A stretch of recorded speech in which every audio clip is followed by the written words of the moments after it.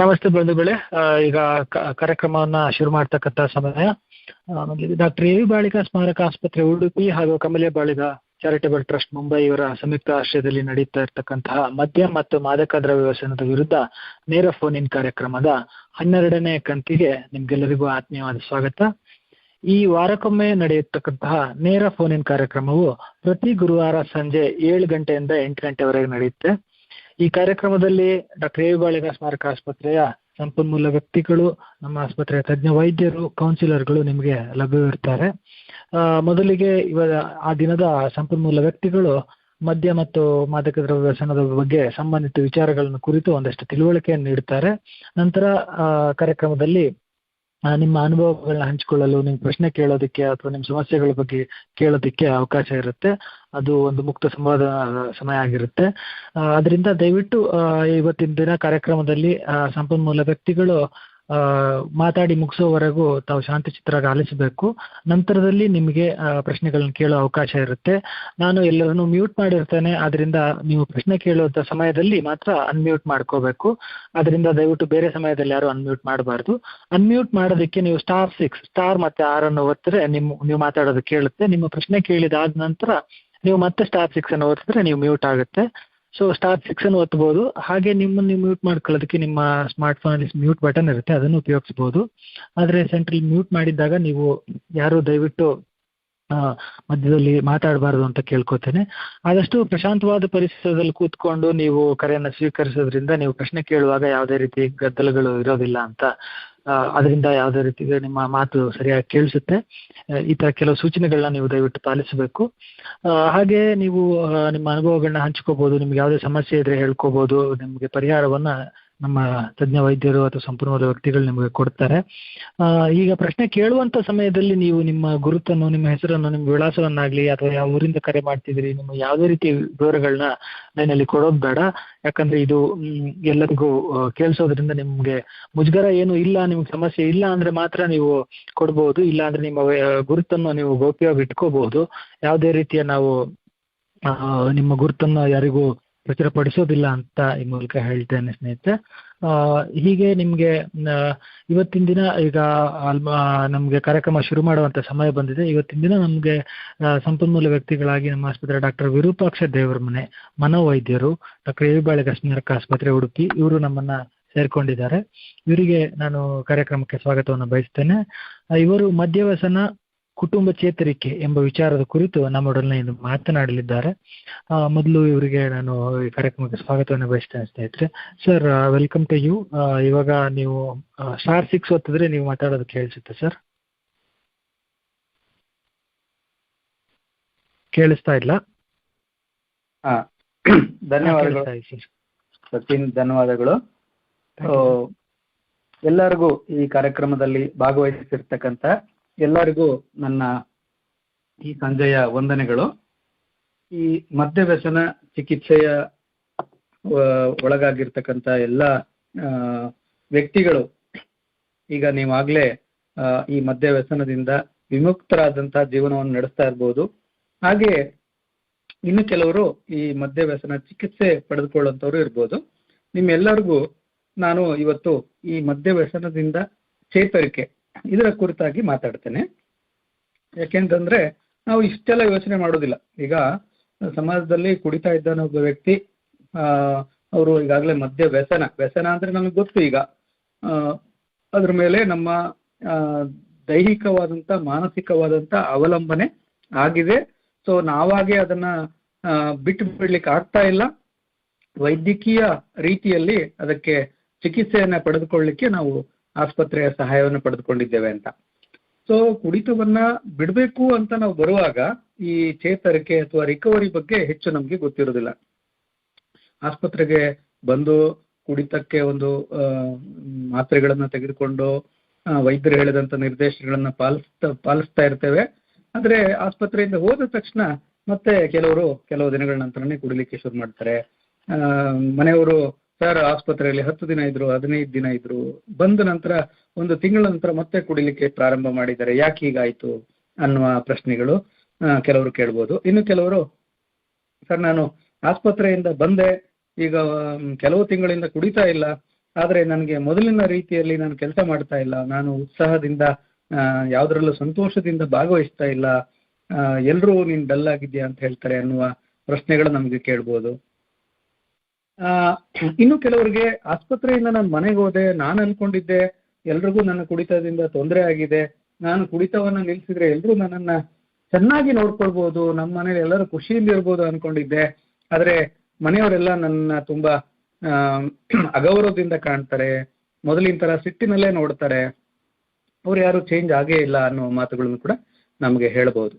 So ಇಲ್ಲಿ ನಮಗೆ ಅರ್ಥ ಮಾಡ್ಕೊಳ್ಬೇಕಾಗಿರೋದು ಏನಂತಂದ್ರೆ, ಈ ರಿಕವರಿ, ಚೇತರಿಕೆ, ಇದು ಕೇವಲ ಒಂದು ವ್ಯಕ್ತಿಗೆ ಸಂಬಂಧಪಟ್ಟದ್ದಲ್ಲ, ಇಡೀ ಕುಟುಂಬ ಬದಲಾಗಬೇಕಾಗಿರ್ತಕ್ಕಂಥದ್ದು, ಚೇತರಿಸ್ಕೊಳ್ಳುವಂತ ಆಗಿರೋದು ತುಂಬಾ ಮುಖ್ಯ ಅಂತ ನಮಗೆ ಗೊತ್ತಾಗ್ತದೆ. ಯಾಕೆ ಈ ಆಲ್ಕೋಹಾಲಿಸಂನ ನಾವು ಒಂದು ಕೌಟುಂಬಿಕ ಕಾಯಿಲೆ, ಒಬ್ಬ ವ್ಯಕ್ತಿಯ ಕುಡಿತ, ಆತ ಅಥವಾ ಆಕೆ ಅತಿಯಾದ ಮದ್ಯಪಾನ ಮಾಡ್ತಾ ಇದ್ರೆ ಆ ಮನೆಯ ಎಲ್ಲ ಸದಸ್ಯರ ದಿನಚರಿ ಅಸ್ತವ್ಯಸ್ತ ಆಗಿರ್ತದೆ. ಅವರ ದಿನಚರಿ ಎಲ್ಲ ಈ ಕುಡಿತಕ್ಕೆ ದಾಸ ಆಗಿರ್ತಕ್ಕಂಥ ವ್ಯಕ್ತಿಯ ದಿನಚರಿ ಮೇಲೆ ಡಿಪೆಂಡ್ ಆಗಿರ್ತದೆ. ಈಗ ಉದಾಹರಣೆ, ಗಂಡ ಕುಡಿದು ಬಂದಿದ್ದಾನಂದ ತಕ್ಷಣ ಅವತ್ತಿನ ದಿನದ ಆಕೆಯ ಚಟುವಟಿಕೆಗಳೆಲ್ಲ ಮೇಲೆ ಕೆಳಗಾಗ್ತದೆ. ಮಕ್ಕಳ ದಿನಚರಿ ಎಲ್ಲ ತಂದೆ ಅಥವಾ ತಾಯಿಯ ಕುಡಿತದ ತೊಂದರೆಯಿಂದಾಗಿ ಎಲ್ಲ ಅಸ್ತವ್ಯಸ್ತ ಆಗ್ತದೆ. ಸೊ ಈ ರೀತಿ ತಮ್ಮದಲ್ಲದ ಒಂದು ದಿನಚರಿಯನ್ನ ಈ ಸಹ ಮದ್ಯವ್ಯಸನಿಗಳು, ಕುಡಿತಕ್ಕೆ ದಾಸರಾಗಿರ್ತಕ್ಕಂಥವರ ಜೊತೆಗಿರ್ತಕ್ಕಂಥವರು, ಅವರು ತಮ್ಮ ಅನಾರೋಗ್ಯಕರ ದಿನಚರಿಯನ್ನ ಏನು ಫಾಲೋ ಮಾಡ್ತಾ ಇರ್ತಾರೆ ಅದು ಸುಮಾರು ವರ್ಷಗಳಿಂದ ನಡೆಸ್ಕೊಂಡು ಬಂದಿರ್ತಾರೆ. ಇಲ್ಲಿ ಚಿಕಿತ್ಸೆಗೆ ಬಂದ, ಆಸ್ಪತ್ರೆಗೆ ಸೇರಿದ ವ್ಯಕ್ತಿ, ಆತ ಬದಲಾಗಿ ಮನೆಗೆ ತಲುಪಿದ್ರು ಕೂಡವೇ ಈ ರೀತಿಯ ಅನಾರೋಗ್ಯಕರ ದಿನಚರಿಯಲ್ಲಿ ಇಷ್ಟು ವರ್ಷ ಕಳೆದಿರ್ತಕ್ಕಂತಹ ಮನೆಯವರು, ಏನು ನಾವು ಅವ್ರನ್ನ ಪ್ಯಾರಾ ಆಲ್ಕೋಹಾಲಿಕ್ಸ್ ಅಂತ ಕರಿತೇವೆ, ಸಹ ಮದ್ಯವ್ಯಸನಿಗಳಂತ ಕರಿತೇವೆ, ಅವರಲ್ಲಿ ಅವರ ದಿನಚರಿಯಲ್ಲಿ ಯಾವುದೇ ಬದಲಾವಣೆ ಕಂಡು ಬಂದಿರೋದಿಲ್ಲ. ಹಾಗಾಗಿ ಇಲ್ಲಿ ಸಂಪೂರ್ಣ ಚೇತರಿಕೆ, ಕುಟುಂಬ ಸಂಪೂರ್ಣವಾಗಿ ಚೇತರಿಸ್ಕೊಂಡಿಲ್ಲ, ಇದು ಒಂದು ಭಾಗ. ಹಾಗಾಗಿ ಇಡೀ ಕುಟುಂಬ ಚೇತರಿಸ್ಕೊಳ್ಳುವಂಥದ್ದು ವ್ಯಕ್ತಿಯ ಮದ್ಯವ್ಯಸನದಿಂದ ಹೊರಗೆ ಬರಲಿಕ್ಕೆ ತುಂಬಾ ಸಹಾಯ ಆಗ್ತದೆ. ಇನ್ನೊಂದು, ಕುಡಿತದ ಚಟದಿಂದ ವ್ಯಕ್ತಿಗೆ ಚಿಕಿತ್ಸೆಗೆ ಬಂದಿದ್ದ, ಈಗ ಚಿಕಿತ್ಸೆಯ ನಂತರ ಆತ ಕುಡಿತವನ್ನ ನಿಲ್ಸಿದಾನೆ. ಸೊ ಇದೇನಾಗ್ತದೆ, ಇದು ಚೇತರಿಕೆ ಅನ್ಸ್ಕೊಳ್ಳೋದಿಲ್ಲ, ಆತ ಕುಡಿತವನ್ನು ಬಿಟ್ಟಿದ್ದಾನಷ್ಟೇ. ಈ just abstinent from alcohol. So abstinence is not recovery, it's only one part of recovery. ಈಗ ವ್ಯಕ್ತಿಯ, ಈಗ ನಾನು ಕುಟುಂಬದ ಬಗ್ಗೆ ಇಷ್ಟೊತ್ತು ಹೇಳಿದೆ, ಈ ದುರಭ್ಯಾಸಗಳಿಂದ, ದುಶ್ಚಟಗಳಿಂದ ಅದನ್ನ ಬಿಡುವುದಷ್ಟೇ ಅಲ್ಲದೆ, ದುರಭ್ಯಾಸಗಳಿಂದ ದೂರ ಇರುವುದಷ್ಟೇ ಅಲ್ಲದೆ ಆತನ ಆರೋಗ್ಯವನ್ನ ಮರುಪಡೆಯುವಂಥದ್ದು. ಕೇವಲ ಕುಡಿತವನ್ನು ನಿಲ್ಸಿದ್ದೀನಿ ಆದ್ರೆ ಇನ್ನೂ ಆರೋಗ್ಯದ ಸಮಸ್ಯೆಗಳು ಹಾಗೇ ಇದೆ, ಅದು ಚೇತರಿಕೆ ಅಲ್ಲ. ಕುಡಿತವನ್ನು ನಿಲ್ಸಿದ್ದೇನೆ ಆದರೂ ಮನೆಯಲ್ಲಿ ದಿನ ಬೇಸರದಲ್ಲಿರುವಂಥದ್ದು, ನಿರಾಸಕ್ತಿಯಿಂದ ಕೂಡಿರ್ತಕ್ಕಂಥದ್ದು, ಸಿಟ್ಟು ಮಾಡುವಂಥದ್ದು, ಸಂಶಯಗಳನ್ನು ಮಾಡುವಂಥದ್ದು, ನಿದ್ರಾಹೀನತೆಯಿಂದ ಬಳಲುವಂಥದ್ದು, ಆತ್ಮಹತ್ಯೆ ಆಲೋಚನೆಗಳನ್ನು ಮಾಡುವಂಥದ್ದು, ಇದು ಚೇತರಿಕೆ ಅಲ್ಲ. ಸೊ ನಾನು ಕುಡಿತವನ್ನು ನಿಲ್ಸಿದ್ದೇನೆ ಆದ್ರೆ ಈಗಲೂ ನನಗೆ ಇಷ್ಟು ವರ್ಷ ಕುಡಿತದಿಂದ ಆಗಿರ್ತಕ್ಕಂಥ ಅನಾಹುತಗಳ ಬಗ್ಗೆನೇ ಯೋಚನೆ ಮಾಡಿಕೊಂಡು ನಾನು ಕೆಲಸಕ್ಕೆ ಹೋಗ್ತಾ ಇಲ್ಲ, ನಾನು ಹೊರಗಡೆ ಹೋದ್ರೆ ಜನ ನನ್ನನ್ನ ಹೇಗೆ ಒಪ್ಕೊಳ್ತಾರೋ ಇಲ್ವೋ ಅನ್ನುವ ಯೋಚನೆಯಲ್ಲಿ ನಾನು ಸಮಾಜದ ಜೊತೆಗೆ ಹೋಗ್ತಾ ಇಲ್ಲ, ನಾನು ಸಭಾ ಕಾರ್ಯಕ್ರಮಗಳಿಗೆ ಹೋಗ್ತಾ ಇಲ್ಲ, ನಾನು ಮದುವೆ ಫಂಕ್ಷನ್ಗಳಿಗೆ ಹೋಗ್ತಾ ಇಲ್ಲ ಅಂತ ಅನ್ಕೊಂಡಿದ್ರೆ ಅದು ಕೂಡ ಚೇತರಿಕೆ ಅಲ್ಲ. ಇಲ್ಲೇನ್ ಗಮನಿಸ್ಕೊಳ್ಬೇಕು ನಾವು, ಕುಡಿತದ ಚಿಕಿತ್ಸೆ ಪಡೆದಿದ್ದೀವಿ, ಮದ್ಯದಿಂದ ದೂರ ಇದ್ದೇವೆ, ಅದರ ಜೊತೆಗೆ ಕುಡಿತದಿಂದ ಆಗಿರ್ತಕ್ಕಂತಹ ದೈಹಿಕ ತೊಂದರೆಗಳು, ಮಾನಸಿಕ ತೊಂದರೆಗಳು ಹಾಗೂ ಸಾಮಾಜಿಕ ತೊಂದರೆಗಳನ್ನ ಎಲ್ಲವನ್ನೂ ಮೀರಿ ಒಂದು ಆರೋಗ್ಯಕರ ಜೀವನವನ್ನು ನಡೆಸುವಂತೆ ಆದ್ರೆ ಅದು ಸಂಪೂರ್ಣ ಚೇತರಿಕೆ. So recovery is called only when A person who was dependent on substance is achieving his physical, psychological and social well-being. ಇದನ್ನ ನಾವು ಗಮನ ಇಟ್ಕೊಳ್ಬೇಕು. ಇದು ಮಾಡಿಲ್ಲ ಅಂತಂದ್ರೆ, ಈಗ ಅವಸರದಲ್ಲಿ ನಾವು ಚಿಕಿತ್ಸೆಗೆ ಸೇರಿಸಿದ್ವಿ, ಅವಸರದಲ್ಲಿ ಈಗ ಕುಡಿತವನ್ನು ಬಿಟ್ಟಿದ್ದಾನಲ್ಲ ಇನ್ಮೇಲೆ ಅವನ ಜವಾಬ್ದಾರಿ ಅಂತೇಳಿ ಮನೆಯವರು ಅವನ ಪಾಡಿಗೆ ಬಿಟ್ಬಿಟ್ರು, ಅವನಿಗೆ ಇನ್ನೂ ಖಿನ್ನತೆ ಇದೆ, ಆತಂಕ ಇದೆ, ಬೇಸರ ಇದೆ, ಆತ್ಮಹತ್ಯೆ ಆಲೋಚನೆಗಳಿದೆ. ಇಷ್ಟು ವರ್ಷ ಕುಡಿತದ ಬಗ್ಗೆ ಇರ್ತಕ್ಕಂಥ ಅಪರಾಧಿ ಪ್ರಜ್ಞೆ ಅವನಲ್ಲಿದೆ, ಸಾಕಷ್ಟು ಆರ್ಥಿಕ ಸಮಸ್ಯೆಗಳ ಅವನ ತಲೆ ಮೇಲಿದೆ. ಇದೆಲ್ಲದರ ಜೊತೆಗೆ ಅವನು ಸಂಪೂರ್ಣ ಚೇತರಿಕೆ ಆಗ್ಲಿಕ್ಕೆ ಸಮಯ ತೆಗೆದುಕೊಳ್ತದೆ. ನಾವು 10 ದಿನ ನಿನ್ನನ್ನು ಆಸ್ಪತ್ರೆಯಲ್ಲಿ ಅಡ್ಮಿಟ್ ಮಾಡಿದ್ವಿ, 10 ದಿನಕ್ಕೆ ನಮ್ಗೆ 10,000 ಖರ್ಚಾಗಿದೆ, ಇನ್ನೂ ನೀನು ಕುಡಿತದ ಬಗ್ಗೆ ಹೇಳ್ತೀಯಲ್ಲ, ಇನ್ನೂ ಕುಡಿತದ ಬಗ್ಗೆ ಮಾತಾಡ್ತೀಯಲ್ಲ ಅಂತ ಆತನ ಮೇಲೆ ನಾವು ಸಿಟ್ಟು ಮಾಡ್ಕೊಳ್ಳುವಂಥದ್ದು, ಬೇಸರ ಮಾಡ್ಕೊಳ್ಳೋದ್ರಲ್ಲಿ ಅರ್ಥ ಇಲ್ಲ. ಸೊ ಈಗ ಫಸ್ಟ್ ನಾನು ಹಂತ ಹಂತವಾಗಿ ಹೋಗ್ತೀನಿ, ಹೇಗೆ ವ್ಯಕ್ತಿಯ ಚೇತರಿಕೆ ಸಹಾಯ ಮಾಡ್ಕೊಳ್ಬಹುದು. ನಮಗೆ ನಾವು ಈಗ ಕುಡಿತದಿಂದ ದೂರ ಇರ್ಲಿಕ್ಕೆ ನಾವು ಮನೆಯ ಸದಸ್ಯರು, ಕುಟುಂಬದ ಸದಸ್ಯರು ಯಾವ ರೀತಿ ನಮಗೆ ನಾವು ಸಹಾಯ ಮಾಡ್ಕೊಳ್ಬಹುದು ಅಂತ ಹೇಳ್ತೇನೆ. ಜೊತೆಗೆ ಮದ್ಯ ವ್ಯಸನದಿಂದ ಹೊರಗೆ ಬರ್ತಾ ಇರ್ತಕ್ಕಂತಹ ವ್ಯಕ್ತಿಗೆ ನೀವು ಯಾವ ರೀತಿ ಸಹಾಯ ಮಾಡ್ಬೋದು ಅಂತ ಕೂಡ ಹೇಳ್ತೇನೆ. ಸೊ ಇಲ್ಲಿ ಆರಂಭದಲ್ಲಿ ನಾನು ಈ ಮದ್ಯಪಾನಿಗಳಿಗೆ ಹೇಳುವಂಥದ್ದು, ಈಗ ನೀವು ಮದ್ಯಪಾನವನ್ನ ತ್ಯಜಿಸಬೇಕು ಅಂತ ಹೇಳಿ ಚಿಕಿತ್ಸೆ ತೆಗೆದುಕೊಂಡಿದ್ದೀರಾ, ಅದಕ್ಕೆ ಬೇಕಾದಂತ ಆಪ್ತ ಸಮಾಲೋಚನೆ ಮಾತ್ರೆಗಳನ್ನು ಸೇವಿಸ್ತಾ ಇದ್ದೀರಾ, ಇಲ್ಲಿಂದ ಆಸ್ಪತ್ರೆಯಿಂದ ಹೊರಗೆ ಹೋದ್ಮೇಲೆ ಕೇವಲ ನಾನು ಕುಡಿತವನ್ನು ಬಿಟ್ಟಿದ್ದೀನಿ ಅಂತ ಅನ್ಕೊಳ್ಳೋದು ಮಾತ್ರ ಅಲ್ಲ, ನೀವು ಮುಂಚಿನ ಎಲ್ಲಾ ಕೆಲಸಗಳನ್ನು ನಿರ್ವಹಿಸಲಿಕ್ಕೆ ಪ್ರಾರಂಭ ಮಾಡಬೇಕು. ಯಾಕೆಂದ್ರೆ ನಮ್ಗೆ ಗೊತ್ತು, ಖಾಲಿತನ, ಒಂಟಿತನ ಯಾವಾಗ್ಲೂ ಮತ್ತೆ ಕುಡಿತಕ್ಕೆ ಪ್ರೇರೇಪಿಸುವಂತಹ ಸಾಧ್ಯತೆಗಳಿರ್ತದೆ. ಮತ್ತೆ ನೀವು ಮಾಡ್ತಾ ಇರ್ತಕ್ಕಂಥ ಕೆಲಸದಲ್ಲಿ ನಿಮಗೆ ಆಸಕ್ತಿ, ಉತ್ಸಾಹ, ಮೊದಲಿನ ಹಾಗೆ ಎಲ್ಲ ಚಟುವಟಿಕೆಗಳು ಮಾಡ್ತಾ ಇದ್ದೀರಾ ಇಲ್ಲ ಅನ್ನೋದು ತುಂಬಾ ಮುಖ್ಯ ಆಗ್ತದೆ. ಅಂಥದ್ದೇನಾದ್ರೂ ನೀವು ನಿರ್ವಹಿಸ್ತಾ ಇರ್ತಕ್ಕಂತಹ ಕೆಲಸಗಳಲ್ಲಿ ನಿಮಗೆ ತೊಂದರೆ ಆಗ್ತಾ ಇದೆ, ನಿಮಗೆ ಮೊದಲಿನ ಹಾಗೆ ನಿರ್ವಹಿಸ್ಲಿಕ್ಕೆ ಆಗ್ತಾ ಇಲ್ಲ ಅನ್ನೋ ತರಕ್ಕೆ ತೊಂದರೆ ಇದ್ರೆ ನಿಮ್ಮ ಆಪ್ತ ಸಮಾಲೋಚಕರನ್ನ ಅಥವಾ ನಿಮಗೆ ಚಿಕಿತ್ಸೆ ನೀಡ್ತಾ ಇರತಕ್ಕಂಥ ವೈದ್ಯರನ್ನ ಭೇಟಿ ಮಾಡಿ, ಹೀಗೆ ನಾನು ಕುಡಿತವನ್ನ ನಿಲ್ಲಿಸಿದ್ದೇನೆ, ಅದರ ಜೊತೆಗೆ ನನಗೆ ಈ ರೀತಿಯ ತೊಂದರೆಗಳಾಗ್ತಾ ಇದೆ ಅಂತ ಹೇಳಿ ಅದಕ್ಕೆ ಬೇಕಾದಂತ ಚಿಕಿತ್ಸೆಯನ್ನ ನೀವು ಪಡೆದುಕೊಳ್ಬಹುದು. ಇಲ್ಲದಿದ್ರೆ ನಾನು ಕುಡಿತವನ್ನು ನಿಲ್ಸಿದ್ದೀನಿ, ಇದನ್ನೆಲ್ಲ ಯಾರ ಹತ್ರ ಹೇಳೋದು ಅಂತ ಹೇಳಿ ನಿಮ್ಮಷ್ಟಕ್ಕೆ ಇದ್ರೆ ನಿಮ್ಗೆ ಸಹಾಯ ಸಿಕ್ಕುದಿಲ್ಲ. ನಿಮ್ಮ ಹಸಿವು, ನಿದ್ರೆ, ಜೀರ್ಣಶಕ್ತಿ, ಹಾಗೆ ಈ ನಿಶಕ್ತಿ ಇದೆಲ್ಲದೂ ಸರಿ ಹೋಗ್ಬೇಕು. ಸೊ ನೀವು ಈ ಆಸ್ಪತ್ರೆಯಿಂದ ಮರಳಿದ ಮೇಲೆ ಇವೆಲ್ಲದೂ ಸರಿ ಇದೆಯಲ್ವೋ, ನೀವು ಚೆನ್ನಾಗಿ ಊಟ ಮಾಡ್ತಾ ಇದ್ರಲ್ವೋ, ಜೀರ್ಣಶಕ್ತಿ ಚೆನ್ನಾಗಿದೆಯಲ್ವೋ, ನಿಶಕ್ತಿ ಎಲ್ಲ ಕಡಿಮೆ ಆಗಿದೆಯೋ, ಈ ರೀತಿಯದ್ದು ನಿಮ್ಮ ತೊಂದರೆಗಳಿದ್ರೆ ಅದಕ್ಕೂ ನೀವು ಕೇಳಿ ಸಹಾಯ ಪಡೆದುಕೊಳ್ಬೇಕು. ಯಾಕಂದ್ರೆ ಎಷ್ಟೋ ಬಾರಿ ಏನಾಗ್ತದೆ ಅಂತಂದ್ರೆ ಈ ವಿಟಮಿನ್ಗಳ ಕೊರತೆ ಇರ್ತದೆ ಮದ್ಯಪಾನ ಮಾಡೋರಲ್ಲಿ. ಹಲವಾರು ವರ್ಷಗಳಿಂದ ನೀವು ಮದ್ಯಪಾನ ಮಾಡ್ತಾ ಇರೋದ್ರಿಂದ ಕೆಲವರಲ್ಲಿ ರಕ್ತಹೀನತೆ ಇರ್ತದೆ, ವಿಟಮಿನ್ಗಳ ಕೊರತೆ ಇರ್ತದೆ. ಅದನ್ನೆಲ್ಲ ನಾವು ಕಂಡುಕೊಂಡು ಅದಕ್ಕೆ ಸಹಾಯ ಮಾಡಬೇಕಾಗ್ತದೆ. ಮೊದಲು ಈ ಕುಡಿತ ಇದ್ದಂತಹ ಅಭ್ಯಾಸ ಇರುವಂತಹ ಸಮಯದಲ್ಲಿ ಯಾವಾಗ್ಲೂ ಕುಡಿತದ ಬಗ್ಗೆ ಆಲೋಚನೆ ಇರ್ತಾ ಇತ್ತು. ಇವತ್ತು ಸಂಜೆ ಎಲ್ಲಿ ಕುಡಿಯೋದು, ದುಡ್ಡನ್ನು ಹೇಗೆ ಜೋಡಿಸೋದು, ಯಾರ ಜೊತೆಗೆ ಕುಡಿಯುವಂಥದ್ದು, ಯಾವ ಜಾಗದಲ್ಲಿ ಕುಡಿಯುವಂಥದ್ದು, ಈ ರೀತಿ ಇಡೀ ದಿನ ಕುಡಿತದ ಬಗ್ಗೆ ಆಲೋಚನೆ ಇರ್ತಾ ಇತ್ತು. ಈಗ ಕುಡಿತವನ್ನ ನಿಲ್ಲಿಸಿದ ತಕ್ಷಣ ಅದೆಲ್ಲ ನೆನಪುಗಳು, ಅದೆಲ್ಲ ಯೋಚನೆಗಳು ಹೋಗಿಬಿಡುತ್ತೆ ತಕ್ಷಣಕ್ಕೆ ಅಂತ ಹೇಳಕ್ಕಾಗಲ್ಲ. ನೀವು ಒಂಟಿಯಾಗಿದ್ರೆ, ನೀವು ಸುಸ್ತಾಗಿದ್ರೆ, ನೀವು ಬೇಸರದಲ್ಲಿದ್ರೆ, ನಿಮ್ಮ ಭಾವನೆಗಳ ಏರುಪೇರು ಇದ್ರೆ, ವೈಪರೀತ್ಯಗಳಿದ್ರೆ, ತುಂಬಾ ಸುಸ್ತಾಗಿದ್ರೆ, ಇಂಥ ಸಮಯದಲ್ಲಿ ನಿಮಗೆ ಮತ್ತೆ ಕುಡಿತದ ನೆನಪು, ಆ ದಾಹ ನಿಮ್ಮನ್ನ ಕಾಡಬಹುದು, ಆ ಆಸೆ ನಿಮಗೆ ಆಗಬಹುದು.